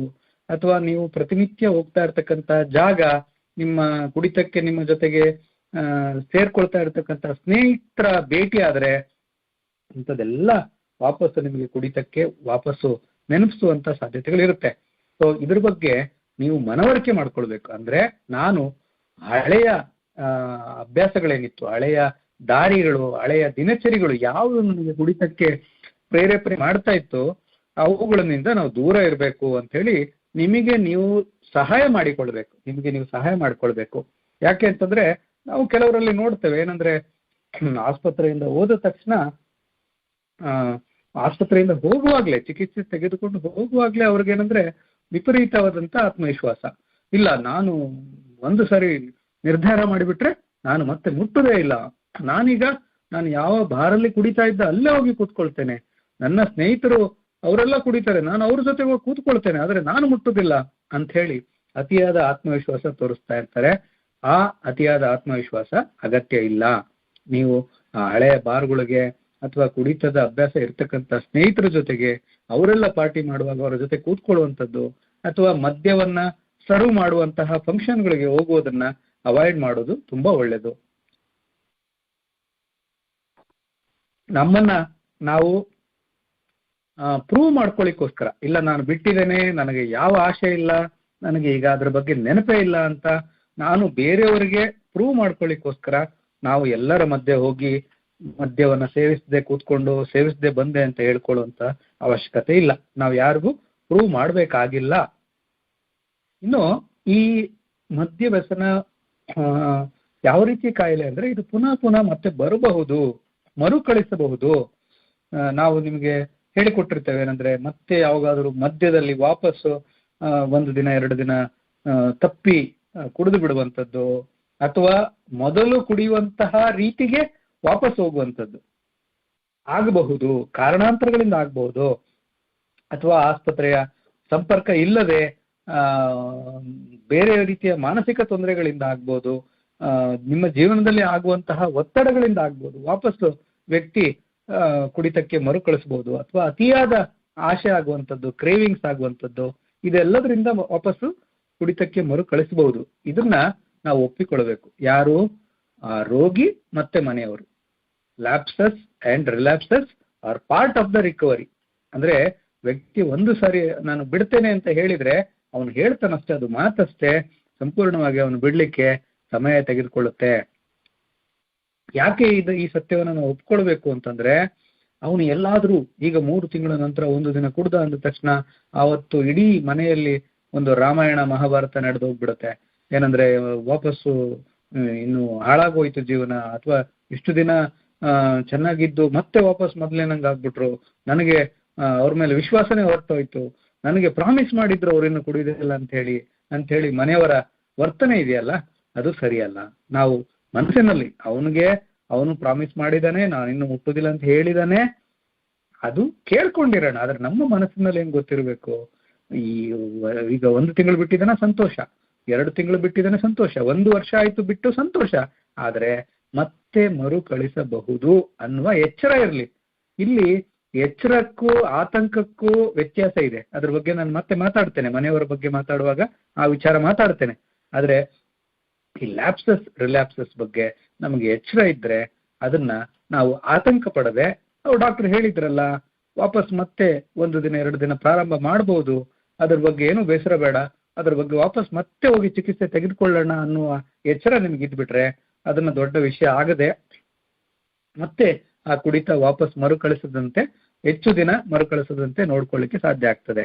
ಈ ಒಪ್ಪಿಕೊಳ್ಳುವಿಕೆ, ಸಮರ್ಪಣೆ ಭಾವನೆ, ಯಾರಿಗೆ ಒಂದು ಚಿಕಿತ್ಸೆ ತೆಗೆದುಕೊಳ್ಳೋರಿಗೆ ಏನು, ನಾನು ಕುಡಿತವನ್ನ ನಿಲ್ಲಿಸಬೇಕು ಅಂತಿದ್ದೇನೆ, ನನಗೆ ಈ ಕುಡಿತವನ್ನ ಸಂಪೂರ್ಣವಾಗಿ ನಿಲ್ಲಿಸ್ಲಿಕ್ಕೆ ನನಗೆ ಮನೆಯವರ ಸಹಕಾರ ಬೇಕು, ನನಗೆ ವೈದ್ಯರ ಸಹಕಾರ ಬೇಕು, ನನಗೆ ನಾನು ನಂಬುವಂತ ದಿವ್ಯ ಶಕ್ತಿಯ ಸಹಕಾರ ಬೇಕು, ನನಗೆ ಇವರೆಲ್ಲರ ಸಹಕಾರದಿಂದ ನಾನು ಈ ಕುಡಿತವನ್ನ ಬಿಡ್ಲಿಕ್ಕೆ ಪ್ರಯತ್ನ ಮಾಡಬೇಕು. ನಾನು ಈಗಾಗಲೇ ಸಾಕಷ್ಟು ಅತಿಯಾದ ಆತ್ಮವಿಶ್ವಾಸನ ಹೊಂದಿ ಪೆಟ್ಟು ತಿಂದಿದ್ದೇನೆ, ನನಗೆ ಯಾರ ಅಗತ್ಯ ಇಲ್ಲ, ನಾನು ಕುಡಿಯೋದು ಬಿಡಬೇಕು ಅಂದ್ರೆ ನನ್ನಷ್ಟಕ್ಕೆ ಬಿಡ್ತೇನೆ, ನನಗೆ ಯಾವ ಚಿಕಿತ್ಸೆ ಅವಶ್ಯಕತೆ ಇಲ್ಲ, ನಾನು ಈ ಕುಡಿತಕ್ಕೇನು ಅವಲಂಬಿತನಾಗಿಲ್ಲ ಅನ್ನುವ ರೀತಿಯ ಒಂದು ಅಹಮಿನ ಮಾತುಗಳೇನಿತ್ತು ಅದನ್ನೆಲ್ಲ ಬದಿಗಿಟ್ಟು, ಇಲ್ಲ ಕುಡಿತ ಒಂದು ಕಾಯಿಲೆ, ಈ ಕಾಯಿಲೆ ಅಂತ ಹೇಳಿದ್ಮೇಲೆ ಅದಕ್ಕೆ ಚಿಕಿತ್ಸೆ ಬೇಕು, ಅದಕ್ಕೆ ಮನೆಯವರ ಮತ್ತು ನನ್ನ ಆಪ್ತ ಸಮಾಲೋಚಕರ ಅಥವಾ ನನ್ನ ಟ್ರೀಟಿಂಗ್ ಟೀಮ್ ಅವರ ಸಹಕಾರ ಬೇಕು ಅನ್ನುವ ಸಮರ್ಪಣೆ ಮನೋಭಾವನೆ ಇಟ್ಕೊಳ್ಳೋದು ತುಂಬಾ ಮುಖ್ಯ. ಈ ಸಮರ್ಪಣೆ ಮನೋಭಾವನೆ ನಮ್ಗೆಲ್ಲೂ ಕೀಳು ಮನೋಭಾವನೆ ತರಬಾರ್ದು. ಈ ಸುಮಾರು ಜನ ಏನ್ ಮಾಡ್ತಾರಂದ್ರೆ, ನಾವು ವಾಪಸ್ಸು 1 ದಿನ 2 ದಿನ ಕುಡ್ದಿರ್ತಾರೆ, ಆಮೇಲೆ ಮನೆಯವರೆಲ್ಲ ಅವ್ರಿಗೆ ಬೈಲಿಕ್ಕೆ ಶುರು ಮಾಡಿದ್ರು ಅಂತ ಇವ್ರು ಮತ್ತೆ ಬೇಸರದಲ್ಲಿ ಕುಡಿತಾರೆ. ಕಳೆದ 1 ತಿಂಗಳ ನಂತರ ಮತ್ತೆ ಚಿಕಿತ್ಸೆಗೆ ಬರ್ತಾರೆ. ನಾವು ಅವ್ರಿಗೆ ಹೇಳ್ತೇವೆ, ಅಲ್ಲ ಒಂದು ಏನಾಯ್ತು, ಹೇಗಾಯ್ತು? ಇಲ್ಲ ಸರ್, ಒಂದು ಪಾರ್ಟಿಗೆ ಹೋಗಿದ್ವಿ, ಅಲ್ಲಿ ಯಾರೋ ಸ್ನೇಹಿತರು ಒಂದು ಜ್ಯೂಸ್ ಅಲ್ಲಿ ಮಿಕ್ಸ್ ಮಾಡಿ ಕೊಟ್ಬಿಟ್ರು, ಅವರಿಗೆ ಗೊತ್ತಾಗ್ಲಿಲ್ಲ, ಗೊತ್ತಾಗದಂತೆ ಕುಡಿದ್ಬಿಟ್ಟಿದ್ರು ಅಂತ. ನಾವು ಅವ್ರಿಗೆ ಹೇಳ್ತೀವಿ, ಆ ದಿನನೇ ನೀವು ವಾಪಸ್ ಆಸ್ಪತ್ರೆಗೆ ಬರ್ಬೇಕಿತ್ತಲ್ಲ ಅಂತ ಹೇಳಿದ್ರೆ, ಅಲ್ಲ ನೀವೇನ್ ತಿಳ್ಕೊಳ್ತೀರಿ ಅಂತ ಬರ್ಲಿಲ್ಲ, ನೀವು ಅಷ್ಟೆಲ್ಲ ನಮ್ಗೆ ಹೇಳಿ ಕಳಿಸಿದ್ರಿ, ನೀವು ಅಷ್ಟೆಲ್ಲ ಚೆನ್ನಾಗಿ ನಮ್ಗೆ ಸಹಾಯ ಮಾಡಿದ್ರಿ, ನಾವು ನಿಮ್ಗೆ ಹೇಗೆ ಮುಖ ತೋರಿಸೋದು ಅಂತ ಬರ್ಲಿಲ್ಲ ಅಂತ ತಿಳ್ಕೊಳ್ತಾರೆ. ನಾವು ಇಷ್ಟೆಲ್ಲ ನಿಮ್ಗೆ ಚೇತರಿಕೆ ಬಗ್ಗೆ ಹೇಳ್ತಾ ಇದ್ದೀವಿ ಅಂದ್ರೆ ನಮ್ಮ ಆಸ್ಪತ್ರೆಯ ವೈದ್ಯರು ಇರಲಿ ಅಥವಾ ಆಪ್ತ ಸಮಾಲೋಚಕರಿರ್ಲಿ ಅಥವಾ ನರ್ಸಿಂಗ್ ಸಿಬ್ಬಂದಿ ಇರಲಿ, ಯಾರೇ ನಿಮಗೆ ಯಾಕೆ ವಾಪಸ್ ಬಂದ್ರಿ, ನೀವು ಬರಬಾರ್ದಿತ್ತು ಅಂತ ಯಾರು ನಿಮಗೆ ಕೇಳೋದಿಲ್ಲ. ಯಾಕಂದ್ರೆ ಈ lapses and relapses are part of the recovery. So ನೀವು ಒಂದು ದಿನ ಕುಡಿದ ತಕ್ಷಣ ಅಥವಾ ಇವತ್ತು ಕುಡಿಬಹುದಾದಂತ ಮುನ್ಸೂಚನೆಗಳಿದೆ ಅಂತ ಅನ್ನೋ ರೀತಿ, ಅಥವಾ ಇಂತಹ ದಿನಗಳಲ್ಲಿ ನಾನು ಕುಡಿಯುವ ಸಾಧ್ಯತೆ ಹೆಚ್ಚಿದೆ ಅಂತ ನೀವು ಮನಗಂಡ್ರೆ, ಈಗ ಫಾರ್ ಎಕ್ಸಾಂಪಲ್ ಕೆಲವರಿಗೆ ಅನ್ಸುತ್ತೆ ಮನೆಯಲ್ಲಿ ಯಾರು ಇಲ್ಲ, ವೀಕೆಂಡು, ನಾನು ಮನೆಯಲ್ಲಿ ಒಬ್ಬನೇ ಇದ್ದೇನೆ, ಇಂಥ ಸಮಯದಲ್ಲಿ ನಾನು ಕುಡಿಯೋ ಸಾಧ್ಯತೆ ಹೆಚ್ಚು ಅನ್ನುವ ಮುನ್ಸೂಚನೆಗಳನ್ನು ನೀವು ಮನಗಂಡು ಆ ದಿನ ಕೂಡ ಕುಡಿಯದೇ ಇದ್ರೂ ಕೂಡ ನೀವು ಆಸ್ಪತ್ರೆಗೆ ಬಂದು ನಿಮ್ಮ ವೈದ್ಯರು ಅಥವಾ ನಿಮ್ಮ ಮನೋ ಚಿಕಿತ್ಸಕರ ಹತ್ರ ಮಾತಾಡಿ ಹೋಗುವಂಥದ್ದು ತುಂಬಾ ಮುಖ್ಯ. ಅದರಲ್ಲಿ ಅಪ್ಪಿತಪ್ಪಿ ನೀವು ಲ್ಯಾಪ್ಸ್ ಆಗಿದ್ದೀರಾ, ವಾಪಸ್ಸು ಕುಡಿತ ಮರುಕಳಿಸಿದೆ ಅಂದ ತಕ್ಷಣ ಮರುದಿನವೇ ಬಂದು ನೀವು ಮಾತನಾಡಿಕೊಂಡು ಮತ್ತೆ ಅದಕ್ಕೆ ಬೇಕಾದಂತ ಚಿಕಿತ್ಸೆ ಪಡೆದುಕೊಂಡು ಹೋಗುವಂಥದ್ದು ತುಂಬಾ ಮುಖ್ಯ. ಇಲ್ಲಿ ಕಾರ್ಯಕ್ರಮವನ್ನ ಮನೆಯವರು ಕೂಡ ಕೇಳ್ತಾ ಇರ್ತೀರಿ, ನೀವು ಇದನ್ನ ನೆನ್ಪಿಟ್ಕೊಳ್ಳಿ. ವೈದ್ಯರಿಗೆ ನಾವು ವಾಪಸ್ ಕುಡ್ದಿದೀವಿ ಅಂತ ಹೇಳಿದ್ರೆ ಬೇಸರ ಆಗ್ತದೆ, ಅಥವಾ ಅವ್ರು ಸಿಟ್ಟು ಮಾಡ್ಕೊಳ್ತಾರೆ, ಮೊನ್ನೆ ಅಷ್ಟೇ ನಾವು ಹೋಗಿ ಬಂದಿದ್ದೇವೆ ಮತ್ತೆ ಕುಡಿದ್ರೆ ಅವ್ರು ಏನ್ ತಿಳ್ಕೊಳ್ತಾರೆ ಅನ್ನುವ ಆಲೋಚನೆ ಖಂಡಿತ ಬೇಡ. ಹಾಗೆ ಈ ರಿಕವರಿ ಬಗ್ಗೆ ನಾನು ನಿಮಗೆ ಹೇಳಿದೆ, ದೈಹಿಕ, ಮಾನಸಿಕ ಹಾಗೂ ಸಾಮಾಜಿಕ. ದೈಹಿಕ ಅಂದ್ರೆ ಈಗ ಉದಾಹರಣೆ ಕುಡಿತದ ಅಭ್ಯಾಸದಿಂದ ಸಾಕಷ್ಟು ದೈಹಿಕ ತೊಂದರೆಗಳು, ಅಂದ್ರೆ ಅಸಿಡಿಟಿ ಆಗಿರ್ತದೆ, ಊಟ ಸೇರ್ತಾ ಇರೋದಿಲ್ಲ, ವಾಮಿಟಿಂಗ್ ಬರ್ತಾ ಇರುತ್ತೆ, ಜೊತೆಗೆ ಅವರು ವೀಕ್ ಆಗಿರ್ತಾರೆ, ವಿಟಮಿನ್ಗಳ ಕೊರತೆ ಆಗಿರ್ತದೆ, ಮಾಂಸಖಂಡಗಳ ಸೆಳೆತ ಇರ್ತದೆ, ಜಾಂಡೀಸ್ ಆಗಿರ್ತದೆ, ಲಿವರಿನ ತೊಂದರೆಗಳಾಗಿರುತ್ತೆ, ನರಗಳ ಉರಿಯೂತಾಗಿ ಕೈಕಾಲೆಲ್ಲ ಸೆಳೆಯುವಂಥದ್ದು, ಕೈಕಾಲು ಉರಿಯುವಂಥದ್ದಾಗಿರುತ್ತೆ. ಇದೆಲ್ಲ ಚೇತರಿಕೆ ಆಗಬೇಕು ದೈಹಿಕವಾಗಿ. ಹಾಗೆ ಮಾನಸಿಕವಾಗಿ ಮೊದಲು ಇದ್ದಂತ ಸಿಟ್ಟು, ಹತಾಶೆ, ಬೇಸರ, ಖಿನ್ನತೆ, ಆತಂಕ, ನಿದ್ರಾಹೀನತೆ ಅಥವಾ ಅತಿಯಾದ ಅಪರಾಧಿ ಪ್ರಜ್ಞೆ, ಇಂಥದೆಲ್ಲ ದೂರ ಆಗಬೇಕು. ಇದು ತುಂಬಾ ಮುಖ್ಯ. ಇದು ನಾವು ದೈಹಿಕವಾಗಿ ಮಾನಸಿಕವಾಗಿ ಅವರು ಚೇತರಿಕೆ ಆಗ್ತಾ ಇದ್ದಾರೆ ಅನ್ನೋ ಮುನ್ಸೂಚನೆ. ಸೊ ಇವತ್ತು ಚೇತರಿಕೆ ಅಂದ ತಕ್ಷಣ ಕೇವಲ ಕುಡಿತವನ್ನು ನಿಲ್ಲಿಸಿದ ಅಲ್ಲ ಅಂತ ನಿಮಗೆ ಗೊತ್ತಾಗುತ್ತೆ ಅಲ್ವಾ? ಸೊ ಈಗ ವೈದ್ಯರು ಕುಡಿತವನ್ನ ಬಿಡ್ಲಿಕ್ಕೆ ನಮ್ಗೆ ಕೆಲವೊಂದು ಪಾಯಿಂಟ್ಸ್ ಹೇಳಿದ್ದಾರೆ, ಹಾಗೆ ಮಾತ್ರೆಗಳನ್ನು ಕೊಟ್ಟಿದ್ದಾರೆ. ಇಷ್ಟು ಸಾಕು ಅಂತ ಅಲ್ಲ, ಇದರ ಜೊತೆಗೆ ಎಸ್ಪೆಷಲಿ ಈ ಸೈಕಲಾಜಿಕಲ್ ರಿಕವರಿ, ವೈದ್ಯರು ನಮ್ಮ ಲಿವರಿನ ತೊಂದರೆಗಳನ್ನು ಇಂಪ್ರೂವ್ ಮಾಡ್ಲಿಕ್ಕೆ ಚಿಕಿತ್ಸೆ ಕೊಡ್ಬೋದು, ವೀಕ್ನೆಸ್ ಅನ್ನ ಇಂಪ್ರೂವ್ ಮಾಡ್ಲಿಕ್ಕೆ ಚಿಕಿತ್ಸೆ ಕೊಡ್ಬೋದು. ಆದ್ರೆ ಈ ಸೈಕಲಾಜಿಕಲ್ ಹೆಲ್ತ್ ಇದೆಯಲ್ವಾ, ಮಾನಸಿಕವಾಗಿ ನಾವು ಚೇತರಿಸ್ಕೊಳ್ಬೇಕು ಅಂತಂದ್ರೆ ನಾವು ಒಂದಷ್ಟು ಕೌಶಲ್ಯಗಳನ್ನ ನಾವು ವೃದ್ಧಿಪಡಿಸ್ಕೊಳ್ಬೇಕು. ನಮ್ಮನ್ನ ನಾವು ಉತ್ತಮ ವ್ಯಕ್ತಿಯನ್ನಾಗಿ ಮಾಡ್ಕೊಳ್ಬೇಕು, ಅದ್ರ ಕಡೆ ನಾವು ಗಮನ ಕೊಡ್ಬೇಕು. ಈ ಕೌಶಲ್ಯಗಳು ಯಾವ ರೀತಿಯದ್ದು? ಒಂದು, ನಾವು ಮಾತನಾಡೋದನ್ನ, ನಮ್ಮ ಭಾವನೆಗಳನ್ನ ವ್ಯಕ್ತಪಡಿಸೋದನ್ನ ಕಲ್ತ್ಕೊಳ್ಬೇಕು. ಮುಂಚೆ ಏನ್ ಮಾಡ್ತಾ ಇದ್ವಿ, ನಮ್ಗೆ ಬೇಸರ ಆದ್ರೆ ಯಾರ ಹತ್ರ ಹೇಳ್ತಾ ಇರ್ಲಿಲ್ಲ, ನಮ್ಗೆ ಯಾವ್ದಾದ್ರು ಕಾರಣಗಳಿಗೆ ಸಿಟ್ಟು ಬಂದಿದ್ರೆ ಯಾರ ಹತ್ರ ಹೇಳ್ತಿರ್ಲಿಲ್ಲ. ಈಗ ಮನೆಯಲ್ಲಿ ಯಾರೋ ನನಗೆ ಬೇಸರ ಮಾಡ್ತಾ ಇದ್ದಾರೆ, ಅಪ್ಪ ಅಮ್ಮ ಚೊರೆ ಮಾಡ್ತಾ ಇದ್ದಾರೆ, ಹೆಂಡತಿ ಏನೋ ಕಿರಿಕಿರಿ ಮಾಡ್ತಾ ಇದ್ದಾರೆ, ಅದನ್ನ ನಾನು ಯಾರ ಹತ್ರನೂ ಹೇಳ್ಕೊಳ್ಳಿಲ್ಲ, ಅದು ಎಲ್ಲದನ್ನು ಸೇರಿಸಿ ಒಂದು ದಿನ ಹೋಗಿ ಸಿಟ್ಟು ಮಾಡಿ ಕುಡಿದು ಬಿಟ್ಟೆ. ಈ ತರ ಅಲ್ಲಿ ತೊಂದರೆ ಇದ್ದದ್ದೇನು, ನನ್ನ ಭಾವನೆಗಳನ್ನ ಸರಿಯಾಗಿ ವ್ಯಕ್ತಪಡಿಸ್ಕೊಳ್ಳಿಕ್ಕೆ ನಾನು ಕಲ್ತೇ ಇರಲಿಲ್ಲ. ನಾನು ನನ್ನ ಭಾವನೆಗಳನ್ನು ವ್ಯಕ್ತಪಡಿಸ್ತಾ ಇದ್ದಿದ್ದು ಹೇಗೆ? ಕೇವಲ ಸಿಟ್ಟಿನ ಮೂಲಕ, ಸಿಟ್ಟು ತೋರಿಸೋದ್ರ ಮೂಲಕ ಮಾತ್ರ ನನ್ನ ಭಾವನೆಗಳನ್ನು ವ್ಯಕ್ತಪಡಿಸ್ತಾ ಇದ್ದಿದ್ದೆ ಅಲ್ವಾ? ಅದು ಆಗ್ಬೇಕಾಗಿಲ್ಲ. ಈಗ ನನ್ನ ಭಾವನೆಗಳನ್ನು ವ್ಯಕ್ತಪಡಿಸೋದು ನಾನು ಕಲ್ತ್ಕೊಳ್ಬೇಕು. ನನಗೆ ಯಾರಾದ್ರೂ ಬೇಸರ ಮಾಡಿದ್ರೆ, ನೋಡಿ ನೀವು ಈ ರೀತಿ ಮಾಡೋದು ನನಗೆ ಇಷ್ಟ ಆಗುದಿಲ್ಲ, ನಾನು ಹಲವಾರು ಬಾರಿ ಕುಡಿಯೋದು ಇದೇ ಕಾರಣಕ್ಕೆ, ನಾನು ಹೇಳ್ತಾ ಇರಲಿಲ್ಲ ಅಷ್ಟೇ, ನೀವು ಈ ರೀತಿ ನಡೆದುಕೊಂಡ್ರೆ ನನಗೆ ಬೇಸರ ಆಗ್ತದೆ, ಇಫ್ ಪಾಸಿಬಲ್ ನೀವು ಇದನ್ನ ಚೇಂಜ್ ಮಾಡ್ಕೊಳ್ಳಿ ಅಂತೇಳಿ ನಿಮ್ಮ ಭಾವನೆಗಳನ್ನ ವ್ಯಕ್ತಪಡಿಸೋದನ್ನ ನೀವು ಕಲ್ತ್ಕೊಳ್ಬೇಕು. ಅದು ನಿಮ್ಮ ತಂದೆ ತಾಯಿಗಳ ಹತ್ರ ಅಥವಾ ನಿಮ್ಮ ಸಂಗಾತಿ ಹತ್ರ ಆಗ್ಬೋದು. ಎರಡನೇದು, ಈಗ ಸಾಕಷ್ಟು ಸಮಯ ನಿಮಗೆ ಸಿಗ್ತಾ ಇದೆ. ಮೊದಲಾದ್ರೆ ಕುಡಿತದಿಂದ ಇಡೀ ದಿನದ ಸಮಯ ನೀವು ತೆಗೆದುಕೊಳ್ತಾ ಇದ್ರಿ, ಸಂಜೆಗಳೆಲ್ಲ ಅದರಲ್ಲೇ ಹೋಗ್ತಾ ಇತ್ತು. ಈಗ ಉಳಿದ ಸಮಯವನ್ನ ಹೇಗೆ ಸೃಜನಶೀಲವಾಗಿ ಕಳಿಬಹುದು, ನೀವು ಇನ್ನಷ್ಟು ನಿಮ್ಮನ್ನ ಸೃಜನಶೀಲವಾಗಿ ತೊಡಗಿಸ್ಕೊಳ್ಳೋದು ಹೇಗೆ? ನೀವು ಮುಂಚೆ ಬೇರೆ ಬೇರೆ ಕಾರ್ಯಕ್ರಮಗಳಲ್ಲಿ ತೊಡಗಿಸ್ಕೊಳ್ತೀರಿ, ನಿಮ್ಮಲ್ಲಿ ಕೆಲವೊಂದು ಕಲೆಗಳಿದೆ, ನಿಮ್ಮಲ್ಲಿ ಕೆಲವೊಂದು ವಿಶೇಷವಾದ ಕಲೆ ಇದೆ, ಅದನ್ನೆಲ್ಲ ಬಳಸ್ಕೊಂಡು ಅದರಲ್ಲಿ ನಿಮ್ಮನ್ನು ಹೆಚ್ಚು ತೊಡಗಿಸ್ಕೊಳ್ಳೋದ್ರ ಮೂಲಕ ನೀವು ಖುಷಿಯಾಗಿರ್ಬೋದು, ಅಥವಾ ನಿಮ್ಮ ಇನ್ಕಮ್ಗೆ ಕೂಡ ಕೆಲವೊಂದು ಸಾಧಕ ಮಾಡ್ಕೋಬಹುದು. ಇಂತಹ ಸೃಜನಶೀಲವಾಗಿ ಯೋಚನೆ ಮಾಡುವಂಥದ್ದನ್ನು ನೀವು ಮಾಡ್ಬೋದು. ಎರಡನೇದು, ಮೊದಲು ನಮ್ಗೇನಾದ್ರು ತೊಂದರೆ ಆಗ್ತಿತ್ತು, ನನಗೆ ಕೆಲಸ ಮಾಡುವ ಜಾಗದಲ್ಲಿ ನನ್ನ ಸೂಪರ್ವೈಸರ್ ನಂಗೆ ಬೈದ್ಬಿಟ್ರು, ನನಗೆ ಬೈದ ತಕ್ಷಣ ನಂಗೆ ಸಿಟ್ಟು ಬಂತು, ನಾನು ಹೋಗಿ ಕುಡ್ದೆ. ಅಥವಾ ನನ್ನ ಮನೆಯಲ್ಲಿ ನನ್ನ ಹೆಂಡತಿ ನನ್ನ ಜೊತೆ ಜಗಳ ಮಾಡಿದ್ಲು, ನಾನು ಸಿಟ್ಟಲ್ಲಿ ಹೋಗಿ ಕೂಡ್ದೆ. ಸೊ ಮೊದಲು ನಮಗೆ ಏನಾದರೂ ಸಮಸ್ಯೆ ಎದುರಾದ್ರೆ ಅದಕ್ಕೆ ಉತ್ತರ ಕುಡಿತ ಅನ್ನೋ ರೀತಿ ತೆಗೆದುಕೊಂಡಿದ್ವಿ. ಈಗ ಯೋಚನೆ ಮಾಡ್ಬೇಕು ನಾವು, ಆ ಸಮಸ್ಯೆಗೆ ಪರಿಹಾರ ಏನು? ಕುಡಿತ ಪರಿಹಾರ ಅಲ್ಲ, ಕುಡಿತ ಸಮಸ್ಯೆಯನ್ನು ಹೆಚ್ಚು ಮಾಡತ್ತೆ. ನನ್ನ ಎದುರಲ್ಲಿರುವ ಪ್ರಾಬ್ಲಮ್, ಅದಕ್ಕೆ ಪರಿಹಾರ ಕಂಡುಕೊಳ್ಳುವಂತ ದಾರಿ ಏನು? Problem solving skills. So problem solving skills ಅನ್ನ ನಾವು ಕಲ್ತ್ಕೊಳ್ಬೇಕು. ನಮಗೆ ಸ್ವಂತ ಗೊತ್ತಿಲ್ಲ ಅಂದ್ರೆ ನಮಗೆ ಚಿಕಿತ್ಸೆ ನೀಡ್ತಾ ಇರ್ತಕ್ಕಂತಹ ಕೌನ್ಸಿಲರ್ ಹತ್ರ, ಆಪ್ತ ಸಮಾಲೋಚನೆ ಅವರ ಹತ್ರ, ಆಪ್ತ ಸಮಾಲೋಚಕ ಹತ್ರ ಕೇಳಿ, ನೋಡಿ ನನಗೆ ಇಂಥ ಸಮಸ್ಯೆಗಳಿದೆ, ಈ ಸಮಸ್ಯೆಗಳು ನನಗೆ ಪರಿಹಾರ ಸಿಗ್ತಾ ಇಲ್ಲ, ಆ ಪರಿಹಾರ ಸಿಗದೇ ಇದ್ದಾಗ ನಾನು ಕುಡಿಯೋ ಸಾಧ್ಯತೆ ಹೆಚ್ಚಿರುತ್ತೆ ಅಂತ ಅವ್ರ ಹತ್ರ ಡಿಸ್ಕಸ್ ಮಾಡಿ ಪ್ರಾಬ್ಲಮ್ ಸಾಲ್ವಿಂಗ್ ಸ್ಕಿಲ್ಸ್ ಅನ್ನ ಇಂಪ್ರೂವ್ ಮಾಡ್ಕೊಳ್ಬೇಕು. ಸೊ ಅಲ್ಲಿಗೆ ಕಮ್ಯುನಿಕೇಶನ್ ಇಂಪ್ರೂವ್ ಮಾಡ್ಕೊಂಡ್ರಿ, ಕ್ರಿಯೇಟಿವ್ ಥಿಂಕಿಂಗ್ ಅನ್ನು ಇಂಪ್ರೂವ್ ಮಾಡ್ಕೊಂಡ್ರಿ, ಪ್ರಾಬ್ಲಮ್ ಸಾಲ್ವಿಂಗ್ ಸ್ಕಿಲ್ಸ್ ಅನ್ನ ಇಂಪ್ರೂವ್ ಮಾಡ್ಕೊಂಡ್ರಿ.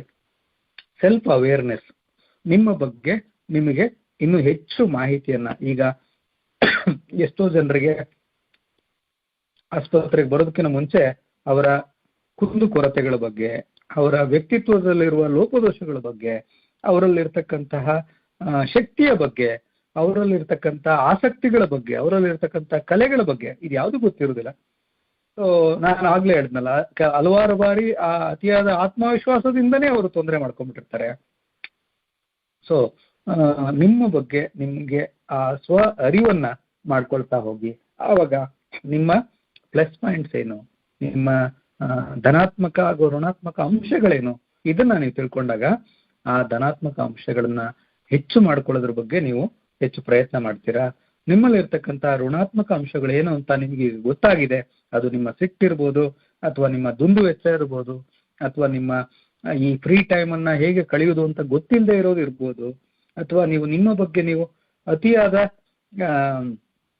ಒಂದು ಏನ್ ಹೇಳ್ತಾರೆ, ಸೆಲ್ಫ್ ಬ್ಲೇಮಿಂಗ್, ನಮ್ಮನ್ನ ನಾವು ಬೈಕೊಳ್ಳುವಂಥದ್ದು ಗುಣ ಹೆಚ್ಚಿರ್ಬೋದು. ಇಂಥದನ್ನೆಲ್ಲ ನೀವು ಅರಿವು ಮಾಡ್ಕೊಂಡಾಗ, ಸೆಲ್ಫ್ ಅವೇರ್ನೆಸ್ ಮಾಡ್ಕೊಂಡಾಗ ನಿಮ್ಮ ಕೌಶಲ್ಯ ವೃದ್ಧಿ ಆಗ್ತದೆ. ಹಾಗೆ ಇದೆಲ್ಲ ಪೂರಕ, ಒಂದಕ್ಕೊಂದು ಪೂರಕ, ಎಲ್ಲ ಸಪರೇಟ್ ಅಂತಲ್ಲ. ಇನ್ನೊಂದು ಅಸರ್ಟಿವ್ನೆಸ್, ಅಂದ್ರೆ ನಮಗೆ ಏನು ಅನ್ಸುತ್ತೆ, ನಮ್ಗೆ ಯಾವುದು ಸರಿ ಕಾಣಿಸುತ್ತೆ, ಯಾವುದು ತಪ್ಪು ಅನ್ಸುತ್ತೆ, ಅವುಗಳನ್ನೆಲ್ಲ ಸ್ಪಷ್ಟವಾಗಿ ನೇರವಾಗಿ ನಾವು ಹೇಳುವಂಥದ್ದನ್ನ ಕಲಿಯುವಂಥದ್ದು. ಇದೆಲ್ಲ ಹಲವಾರು ಬಾರಿ ಕುಟುಂಬದಲ್ಲಿರ್ಬೋದು, ಅಥವಾ ಕೆಲಸ ಮಾಡೋ ಜಾಗಗಳಲ್ಲಿರ್ಬೋದು, ನಾವು ನಮಗೆ ಏನಿಷ್ಟ, ನಮಗೇನಿಷ್ಟ ಇಲ್ಲ, ಈ ತೊಂದರೆಗಳನ್ನ ಖಂಡಿತವಾಗಿ ಹೇಳುವುದನ್ನು ಕಲ್ತ್ಕೊಂಡ್ರೆ ಎಷ್ಟೋ ಬಾರಿ ಅದು ನಮ್ಗೆ ಮುಂದಾಗುವುದಂತ ನಿರಾಸೆಗಳು, ಮುಂದಾಗಬಹುದಂತ ಬೇಸರಗಳನ್ನ ತಪ್ಪಿಸುತ್ತೆ. ಕೊನೆಯ ಕೌಶಲ್ಯ ರಿಸೈಲೆನ್ಸ್ ಅಂತ. ಅಂದ್ರೆ ಏನಾದ್ರೂ ನಮ್ಮ ಬದುಕಿನಲ್ಲಿ ನಮಗೆ ಕಷ್ಟ ಬಂತು, ನಮಗೆ ತೊಂದರೆಗಳು ಬಂತು ಅಂದ್ರೆ ಆ ಕಷ್ಟಗಳನ್ನ ಎದುರಿಸಿ ಮತ್ತೆ ಮೊದಲಿನ ಹಾಗೆ ಮೊದಲಿನ ಚೈತನ್ಯವನ್ನ ಪಡೆದು ವಾಪಸ್ಸು ಮೊದಲಿನ ಸ್ಥಿತಿಗೆ ಬರುವಂಥದ್ದು. ಅಂದ್ರೆ ಕಷ್ಟಗಳು ಎದುರಾದ್ರೂ ಆ ಕಷ್ಟಗಳಿಗೆ ಕುಗ್ಗಿ ಹೋಗದೆ ವಾಪಸ್ ಮತ್ತೆ ಆ ಕಷ್ಟಗಳನ್ನ ಎದುರಿಸಿ ಪುಟಿದೆದ್ದು ನಿಲ್ಲುವಂತಹ ಆ ರೆಸಿಲೆನ್ಸ್ ನಾವು ನಮ್ಮಲ್ಲಿ ಒಳಗೊಳಿಸ್ಕೋಬೇಕು. ಸೊ ಅದು ಮಾಡಬೇಕು ಅಂತಂದ್ರೆ ನಾವು ಈ ನಮಗೆ ಎದುರಾಗುವಂತ ಕಷ್ಟಗಳನ್ನ ನಿವಾರಿಸ್ಕೊಳ್ಳುವಂತ ಈ ಕೌಶಲ್ಯಗಳನ್ನ ಬೆಳೆಸ್ಕೊಳ್ಬೇಕು. ಇವು ನಾವು ನಮ್ಮ ರಿಕವರಿ ಅಂದ್ರೆ ಚೇತರಿಕೆಗೆ ಬೇಕಾಗುವಂತ ಕೌಶಲ್ಯಗಳು. ಒಂದು ಸಾರಿ ನಾನು ಸಮರೈಸ್ ಮಾಡ್ತೇನೆ. Communication, creative thinking, problem solving skills and effective decision making, self awareness, assertiveness and self control, resilience and ability to cope. ಈ ಎಲ್ಲ ಕೌಶಲ್ಯಗಳನ್ನು ನಾವು ಬೆಳೆಸ್ಕೋಬೇಕು. ಈ ಚೇತರಿಕೆಗೆ ತುಂಬಾ ಮುಖ್ಯವಾದಂತಹ ವಿಚಾರಗಳಿದೆ. ಪದೇ ಪದೇ ನಾನು ರಿಪೀಟ್ ಮಾಡ್ತಾ ಇದ್ದೇನೆ.